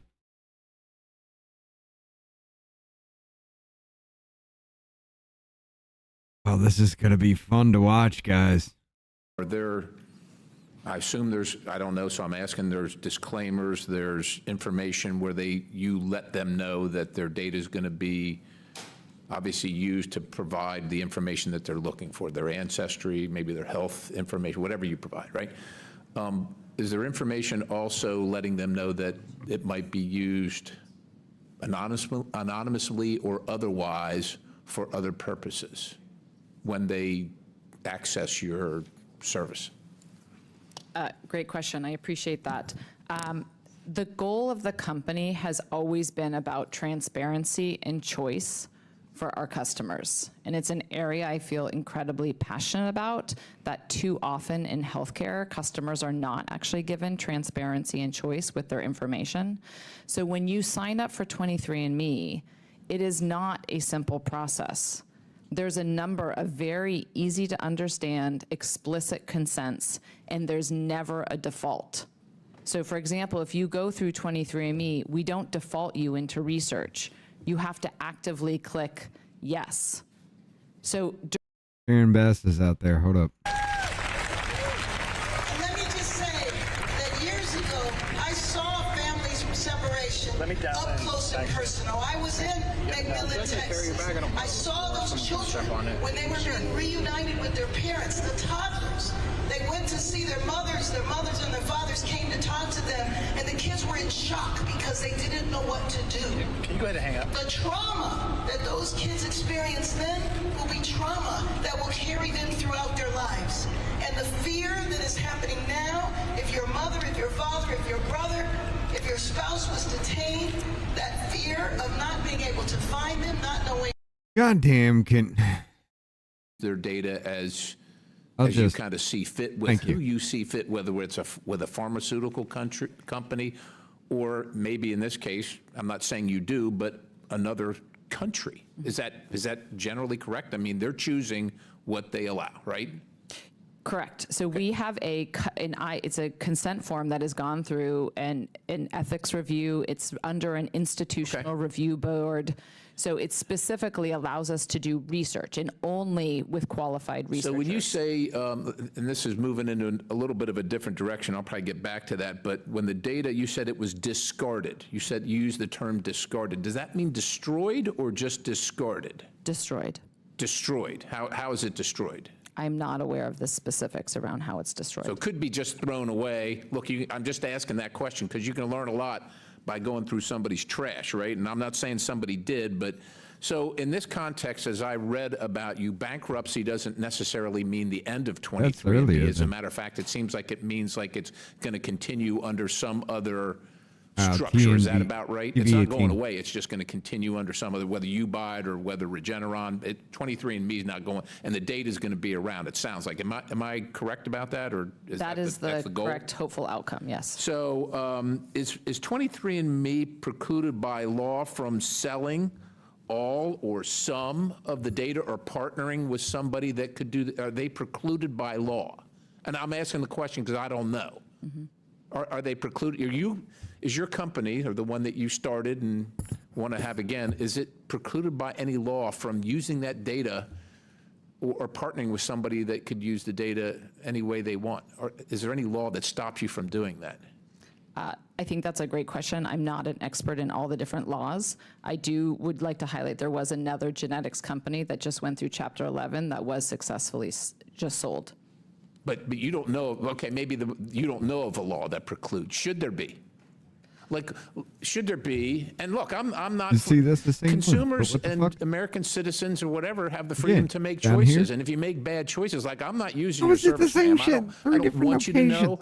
Like, you know, I marvel at the amount of people that are concerned about the federal government's intrusion into their personal lives, but are happy to give private companies all that data. But that's their choice, and I wonder if it should be. Well, I think it should be. TV 18. That's but just what obligations do you have? So maybe the question should be, what moral or ethical obligation does a company like yours, or yours in particular, or 23andMe, maybe the better way to put it, what obligation do you have to safeguard that information from either being purchased or through partnering with somebody like the Communist Party of China or somebody affiliated with them or the People's Liberation Army? What moral and ethical obligations do you have? I think the most important thing that 23andMe can do is make sure that we're always giving people choice. And I think that the most important thing in this process is to make sure long-term that customers always have that opportunity. I understand that, but you're not answering my question. What obligation does your company or companies like yours have, knowing that this is personal information, that it might be that it could lead to national security implications and certainly personal implications that are deleterious to those who subscribe? What obligations do you have, or should you have, or a company like yours have? What obligations, moral or ethical? So I think there should be. I think that's why we're in a bankruptcy hearing where there is oversight on it and very concerned about where it is going. And that is specifically why I have put in a bid as a nonprofit entity to acquire it. I yield. Gentleman yields back. Chair recognizes Mr. Superman from Virginia. Thank you, Mr. Chair. As mentioned before, I think it was 15 million people have now signed up and used this service over the years. It's a large number, and I was one of them. I actually got it for free. I was lucky enough to get a free kit, and at the time I said, you know, what's there to lose? But I guess now, as my dad says, everything has a price, right? Nothing's free in life. And so I think a lot of people are concerned about the fact that they did this many years ago, and they're worried about what's going on with their data, and they feel like they don't have a sense of control anymore. And you know, what I'm hearing is that they do have control, though, right? In the sense that they can go online and delete their data. But when I go to the website, on 23andme.com, it's not readily apparent that 23andMe is going through a bankruptcy right now. In fact, it's not anywhere on the front page of the website. You really have to dig into the website to look into it. I have it up right now. And the other part is there are instructions online on how to delete your data. Sorry, I've been looking for but things even here, that guys. stuff is kind of buried a little bit. You really have to look for how to delete your data. I'm actually going and doing it right now. And one of the things it does is you have to go to the settings page, but you have to scroll through the settings page, and you may almost miss it. And then you click on your 23andMe data, and then even that, it goes through a whole list of things that are happening.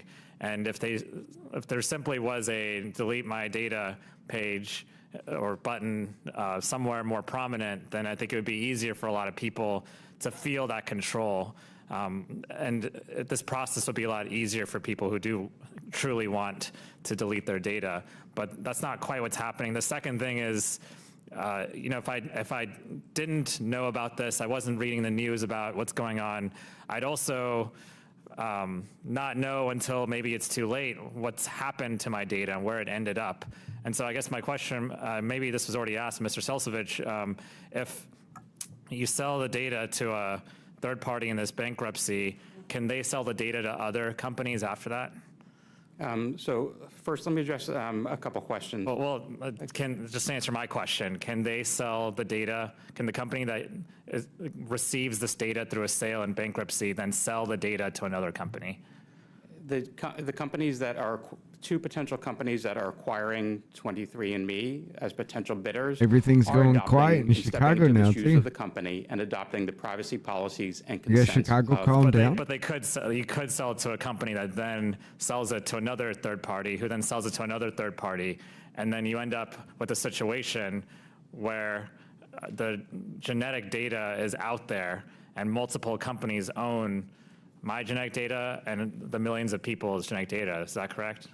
Congressman, with all due respect, I'm not a legal all expert they're doing in is this, but basically everything's back to Los Angeles now. Potential acquirers of 23andMe are adopting the privacy policies and consents of 23andMe, where it does allow for the sale of the assets of the company. So yes, the answer to my question is yes. So then, if let's say a healthcare company bought the data. How about this? Professor who couldn't We'll leave the loop in company Illinois. then look at your genetic data and raise your premiums because they see some bad genetics in there, for instance? Can we have a healthcare system that now has all your genetic information and then will adjust premiums based on what they think is risk for them? Yeah, thank you so much, Congressman, for that question. I do think that genetic data is particularly sensitive because of those types of risks, that the way in which you do have insurance companies and other corporations trying to link up genetic predispositions, even for example, financial literacy and accountability, so not just for insurance issues, perhaps even other types of issues could be open to abuse. And then couldn't a foreign actor either hack into the data or even acquire the data as well and then use that and posing a national security threat? Yeah, absolutely. I think that part of what was deeply concerning, I understand about the issue of credential stuffing. I am literally as the multitasking source like a of the motherfucker right now. cyber attack or the risk this in the prior breach. But nonetheless, what we did see was a hacker named Golem post the DNA, particularly of Probably the going dark. Chinese and Jewish ancestry on the dark web. So I just deleted my data. I hope everyone at home has the opportunity to do so, does so. And I hope a good actor does buy this data because it could slip into the wrong hands. I yield back. Very good. Chair now recognizes Ms. Luna from Florida. Hey, everyone. Thank you so much for coming in today. Specifically, thank you for your work on the human genome. Aside from that, this is pretty quick on questioning. My question for you guys is, we talk about for if people want to actually delete their data, just so I'm clear and so people watching this are clear, in the event that they choose to opt out, delete their data, what happened to the data? Is it gone forever? Is there, an area where it can be pulled back up after deleted? What happens? I look up and it says the Negro has been if you will. throughout the centuries of controversy and I active appreciate that. collaborator. What the fuck?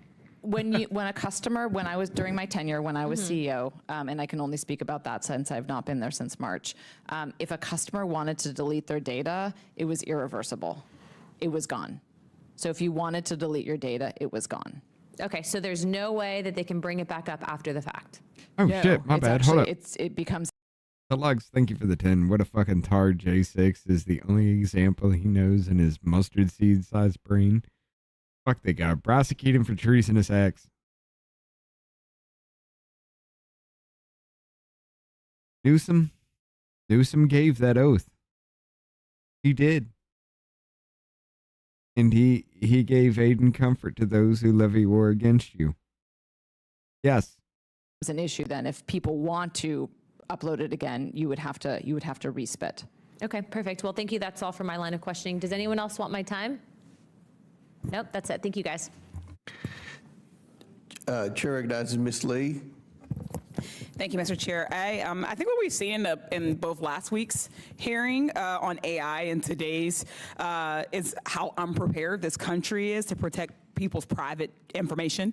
This bankruptcy in the Cell 23 and me demonstrates just how little control people actually have over their sensitive information. The few federal privacy laws. I just realized something. I'm wearing my glasses, and she is sitting right here. I thought that was just something somebody sat in a seat. I did not realize that was a person until it popped into this.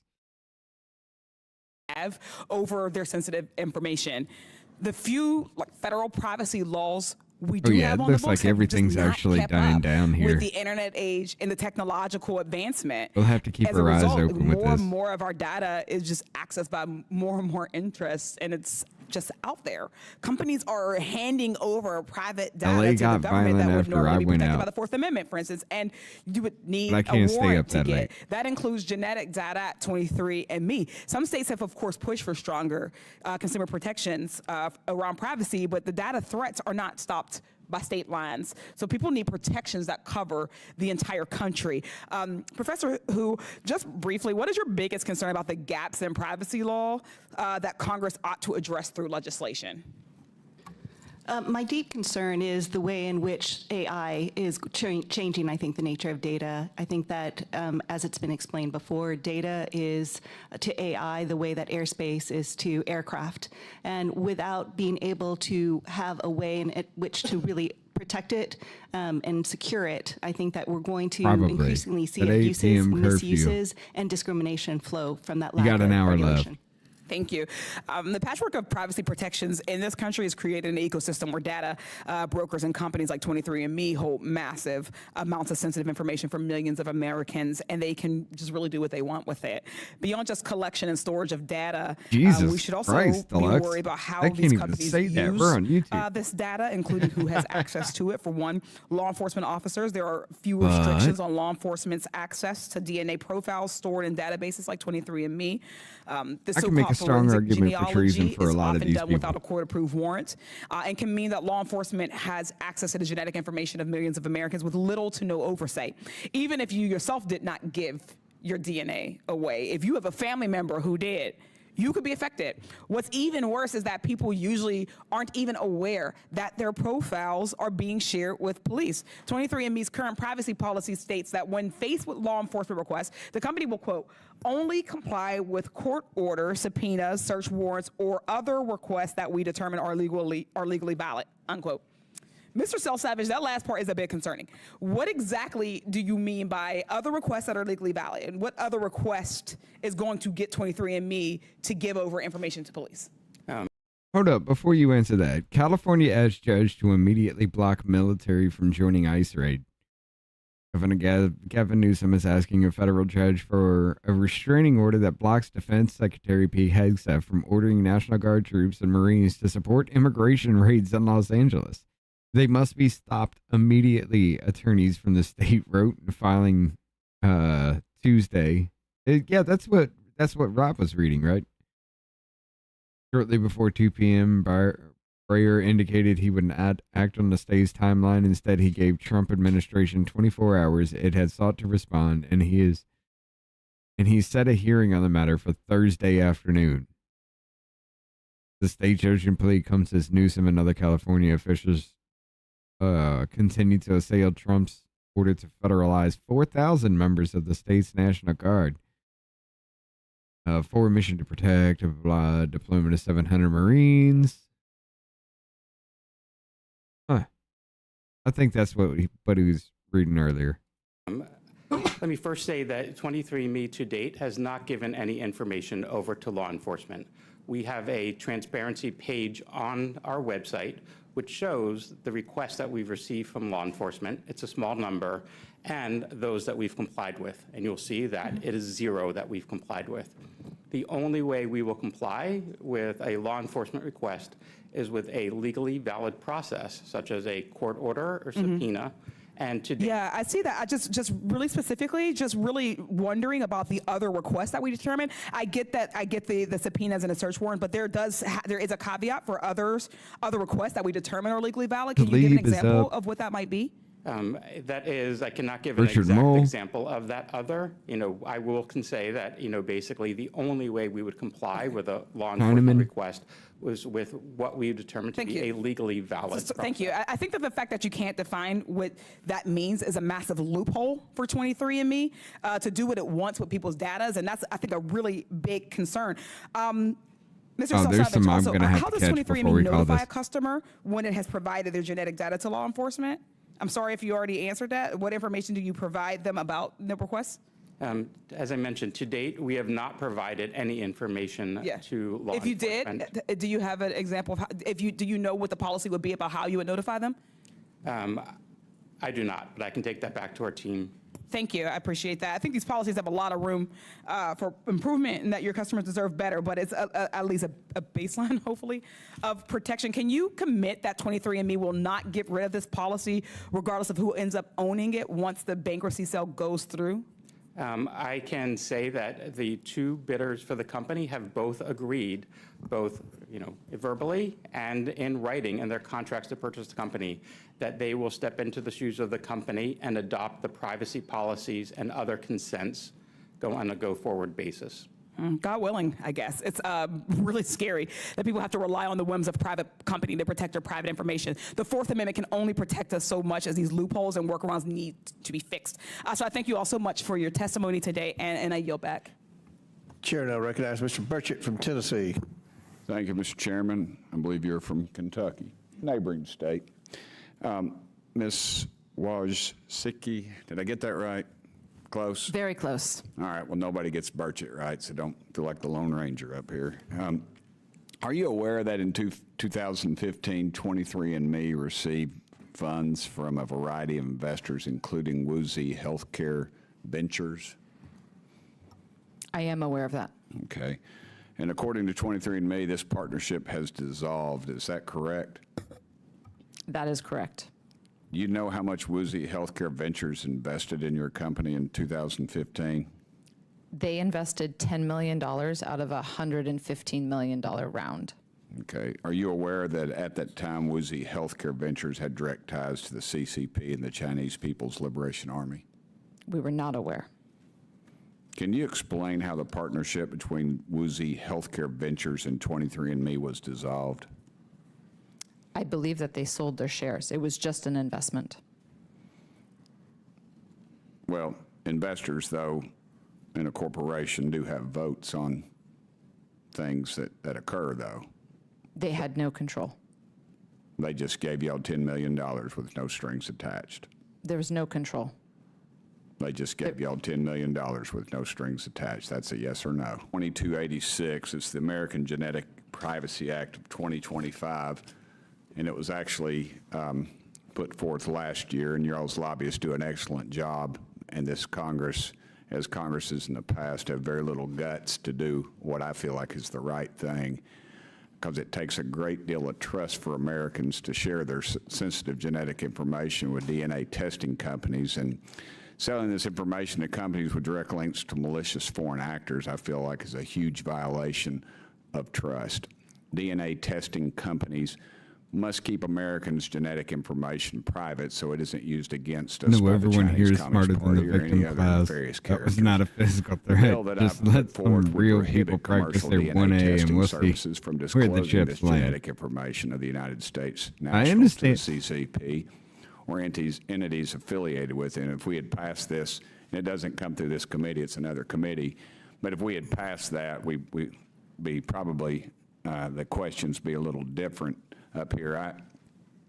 I was made aware of a situation where supposedly the Chinese could say they collected this data that was sold to them on the market, and they could possibly create, they would do a genome, which I understand is a study of genetic information, and develop a pattern. And they could possibly develop diseases or something, a bug along that line. There's a that few could, more before I say, call it. It stop looks like the American protests are going to die out, so we're going to have to go back to the normal at show. childbearing ages from bearing children. Unless something starts popping the this fuck was off. discussed up here, yet we have not brought forth any legislation to stop that, and that was over a year ago under a That's previous probably going to happen this administration. weekend. To me, that just shows the gutless nature of Congress and of us and our greed and the power of the K Street lobbyist. I would hope that this body and the media would bring attention to this problem. To me, this is a serious breach of, it's a serious breach of ethics, but our national security, and it should go past parties and pointing fingers. We just need to get some legislation filed, and we need to enforce it. It's worthless when we pass these worthless bills, these so-called studies, and then what happens is we get a good piece of legislation. You got a committee that goes forth with the legislation. You have a well-intended congressperson, yet a staff member their ear is the lobbyists have their ear, and they stop that legislation for whatever reason. They say, oh, we want you to do something, but we need to do a study. Well, folks, if you've ever seen the movie Raiders of the Lost Ark, where at the end there's a warehouse full of this stuff, of things that we're supposed to be looking at, that is what I believe these studies go to. Is there some worthless warehouse, and we go home and we tell everybody, look what we did, and we don't do a dadgum thing up here. We've got to get past the greed and the gutless nature of this thing. We need to take our dadgum country back, and both parties ought to be ashamed. Mr. Chairman, I yield back the remainder of my time. Gentleman yields back. Chair recognizes Ms. Tlaib from Michigan. Thank you, Chairman Comer. You know, Americans are rightfully worried. I know the professor knows and probably hears from a lot of folks about corporations and how our government is allowing them, like 23andMe and others, to use and sell deeply personal information, including medical and genetic data. Sometimes I want to tell my colleagues, and I'm glad to hear some of them speak up about this, because sometimes I feel like our country has gradually turned into a surveillance state where everything about who we are, what we do is, generating private profit, so they're out for the night, and leave us without any privacy. Surveillance pricing in grocery stores, come on. The NSA spying on our private communications, insurance companies using discriminatory factors based on our private medical and genetic history. I don't know any American, Republican, Democrat, libertarian, independent, whatever the labels that they put out, wants to live like that. No one does. So Professor Hu, you know, how can we ensure that genetic data of 15 million users, being put for sale, won't be used for private actors? And I just wanted to be clear. I know everybody's talking about China, but I'm actually really worried about corporate greed here in our country and the corporations here in our country. That, you know, to me, corporate greed in our country is a disease. It is causing more death. I don't care if it's the fossil fuel industry, what my residents call sick care, not health care in our country, whatever it is. But I'm really worried, Professor Hu, because Professor Hu, I can see healthcare insurance companies using data saying, oh, your genetics shows you might get breast cancer. We're not going to cover you. You're not going to get life insurance. You're not going to be able to get access. Or they're going to, again, use this to profit, not to help. We don't seem to prevent death and destruction in our country. Even this chamber doesn't do that. And so what can we do? I mean, this is genetical medical, history. Genetical medical? It's incredibly important. Especially, I know a lot of ethnic and racial heritage is also mixed up in there, and you saw them targeting folks of Jewish faith. And again, is just, to me, watching this happen. And then we do nothing. We'll have this hearing. And I know Chairman Comer is trying to do his best, but we're going to have this hearing. But are we going to actually update HIPAA? Are we going to actually do something to push back against, profit for this kind of data and information? Thank you so much, Congressman, for that question. And I do think that this is a moment to assess first principles in our commitment to the Constitution, and to what extent does the increasing privatization and commodification of this data come into conflict with our core values, but not only just our constitutional values, our national security interests, and the way in which our national security interests are infused by these fundamental commitments to rights and liberty and freedom and expressive rights and privacy rights as anchoring how we see ourselves as a nation. So, your question about, what can we do to stop drifting into a surveillance state? I do think that one of the things that we need to make sure that we understand is that I'm gonna have our to go ability, very soon, guys. I believe, for I'm us gonna cut it to after this line remain of questioning. dominant geopolitically is not about deregulation or devolution of the regulations around data privacy, cybersecurity, and AI, but leaning into them so that we can make sure that these systems unfold safely and securely, and other nations are now embracing these types of legal regimes, including China, and we are not. And I think that puts us at a great national security disadvantage. I agree. I think for many of our colleagues here, expressing on X your concern and everything about, again, privacy is important, but I think we need really comprehensive data that protects the Americans' private data. I mean, this is literally going to be a fight between those that want that the corporate greed and the government surveillance and how overreaching that is, because it is, again, going to be profit before the people. And many of them are going to 23andMe because they want to live. They want to live. They don't want to get sick. They want preventive care. And I know, there are, the Trump administration. Why do you right now is always destroying look like a privacy bulldog's protections. asshole, I see though? it, raiding private Social Security data, tax info, bank Jesus account numbers, you name it. Christ, there's I'm really no concerned about this growing factor. But I also want many of my colleagues to know, Trump is now working with data and surveillance companies like, what is it, Palantir, is that how you say it? Look at this, to compile databases on Americans. First to target immigrants, they always start there. And then they're going to target, it's going to be our neighbor, other folks. It's going to be What other folks? unbelievable because, What other folks are you talking about? T. Hall and Alex Karp, who made it clear that they care more about political domination than American democracy or individual privacy. I say this because we're talking about 23andMe, but understand there's a bigger movement in our country that we need to put in check right now. Because they don't care about us. You don't have the they right don't care to about elucidate. the folks that put us here and told us to protect them. And so I think it's really important, Chairman, after this hearing, let's not just have it in the congressional record. Let's actually do legislation. Oh, to she hold them has no accountable. eyebrows. With They that, I painted yield. it on. Gentlelady yields. Chair recognizes. All right, ladies and gentlemen, I have got to go. I got to get some sleep. It looks like everything has calmed down. This LA, the LA, what about that? Curfew. The curfew thing, that's going to calm things down for a little bit, keep everybody on the outskirts and less populated in areas, at least for a few days. I don't really think anything's going to pop off till this weekend, but I'm going to take a look at it. Is she just pregnant or just gained weight? Well, she's always looked like a bulldog's asshole, so I don't know.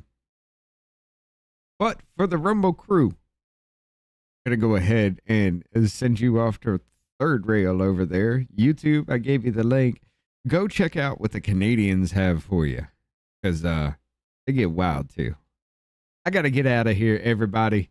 You have a good night. Comes a president. We can't start our own little business here. That's all I need. I'll make it happen with some work and belief. Know what I want, so I'll take it on. I've made mistakes, but mistakes make you strong. Let's break it down for a minute. I want the crown, I'm gon' get it. You hear me loud, man, I'm winning. Yeah, Charlie Sheen will be grinning. These ladies know that I'm sinning, and this is just the beginning. I'm closing in the night inning. There ain't no point in resisting. Living life like a dream. Living right, that's the thing. Every night got a team. I've been tied to the scene. Out on stage, here I'm screaming. Okay, it's a dream, and I pray as a team. One day it'll be me. If I want it, then I'll get it. Head down, don't regret it. Push myself to the limit. If I play it, then I win it. I'm just saying, I'm just living for today. For a minute, I don't stay. I just lose it, have no shame. I admit it. Looking on me to see if I succeed, to see if I believe. They're looking up to me. They want the best of me now, best of me now, best of me now, best of me. They want the best of me now, best of me now, best of me now, best of me.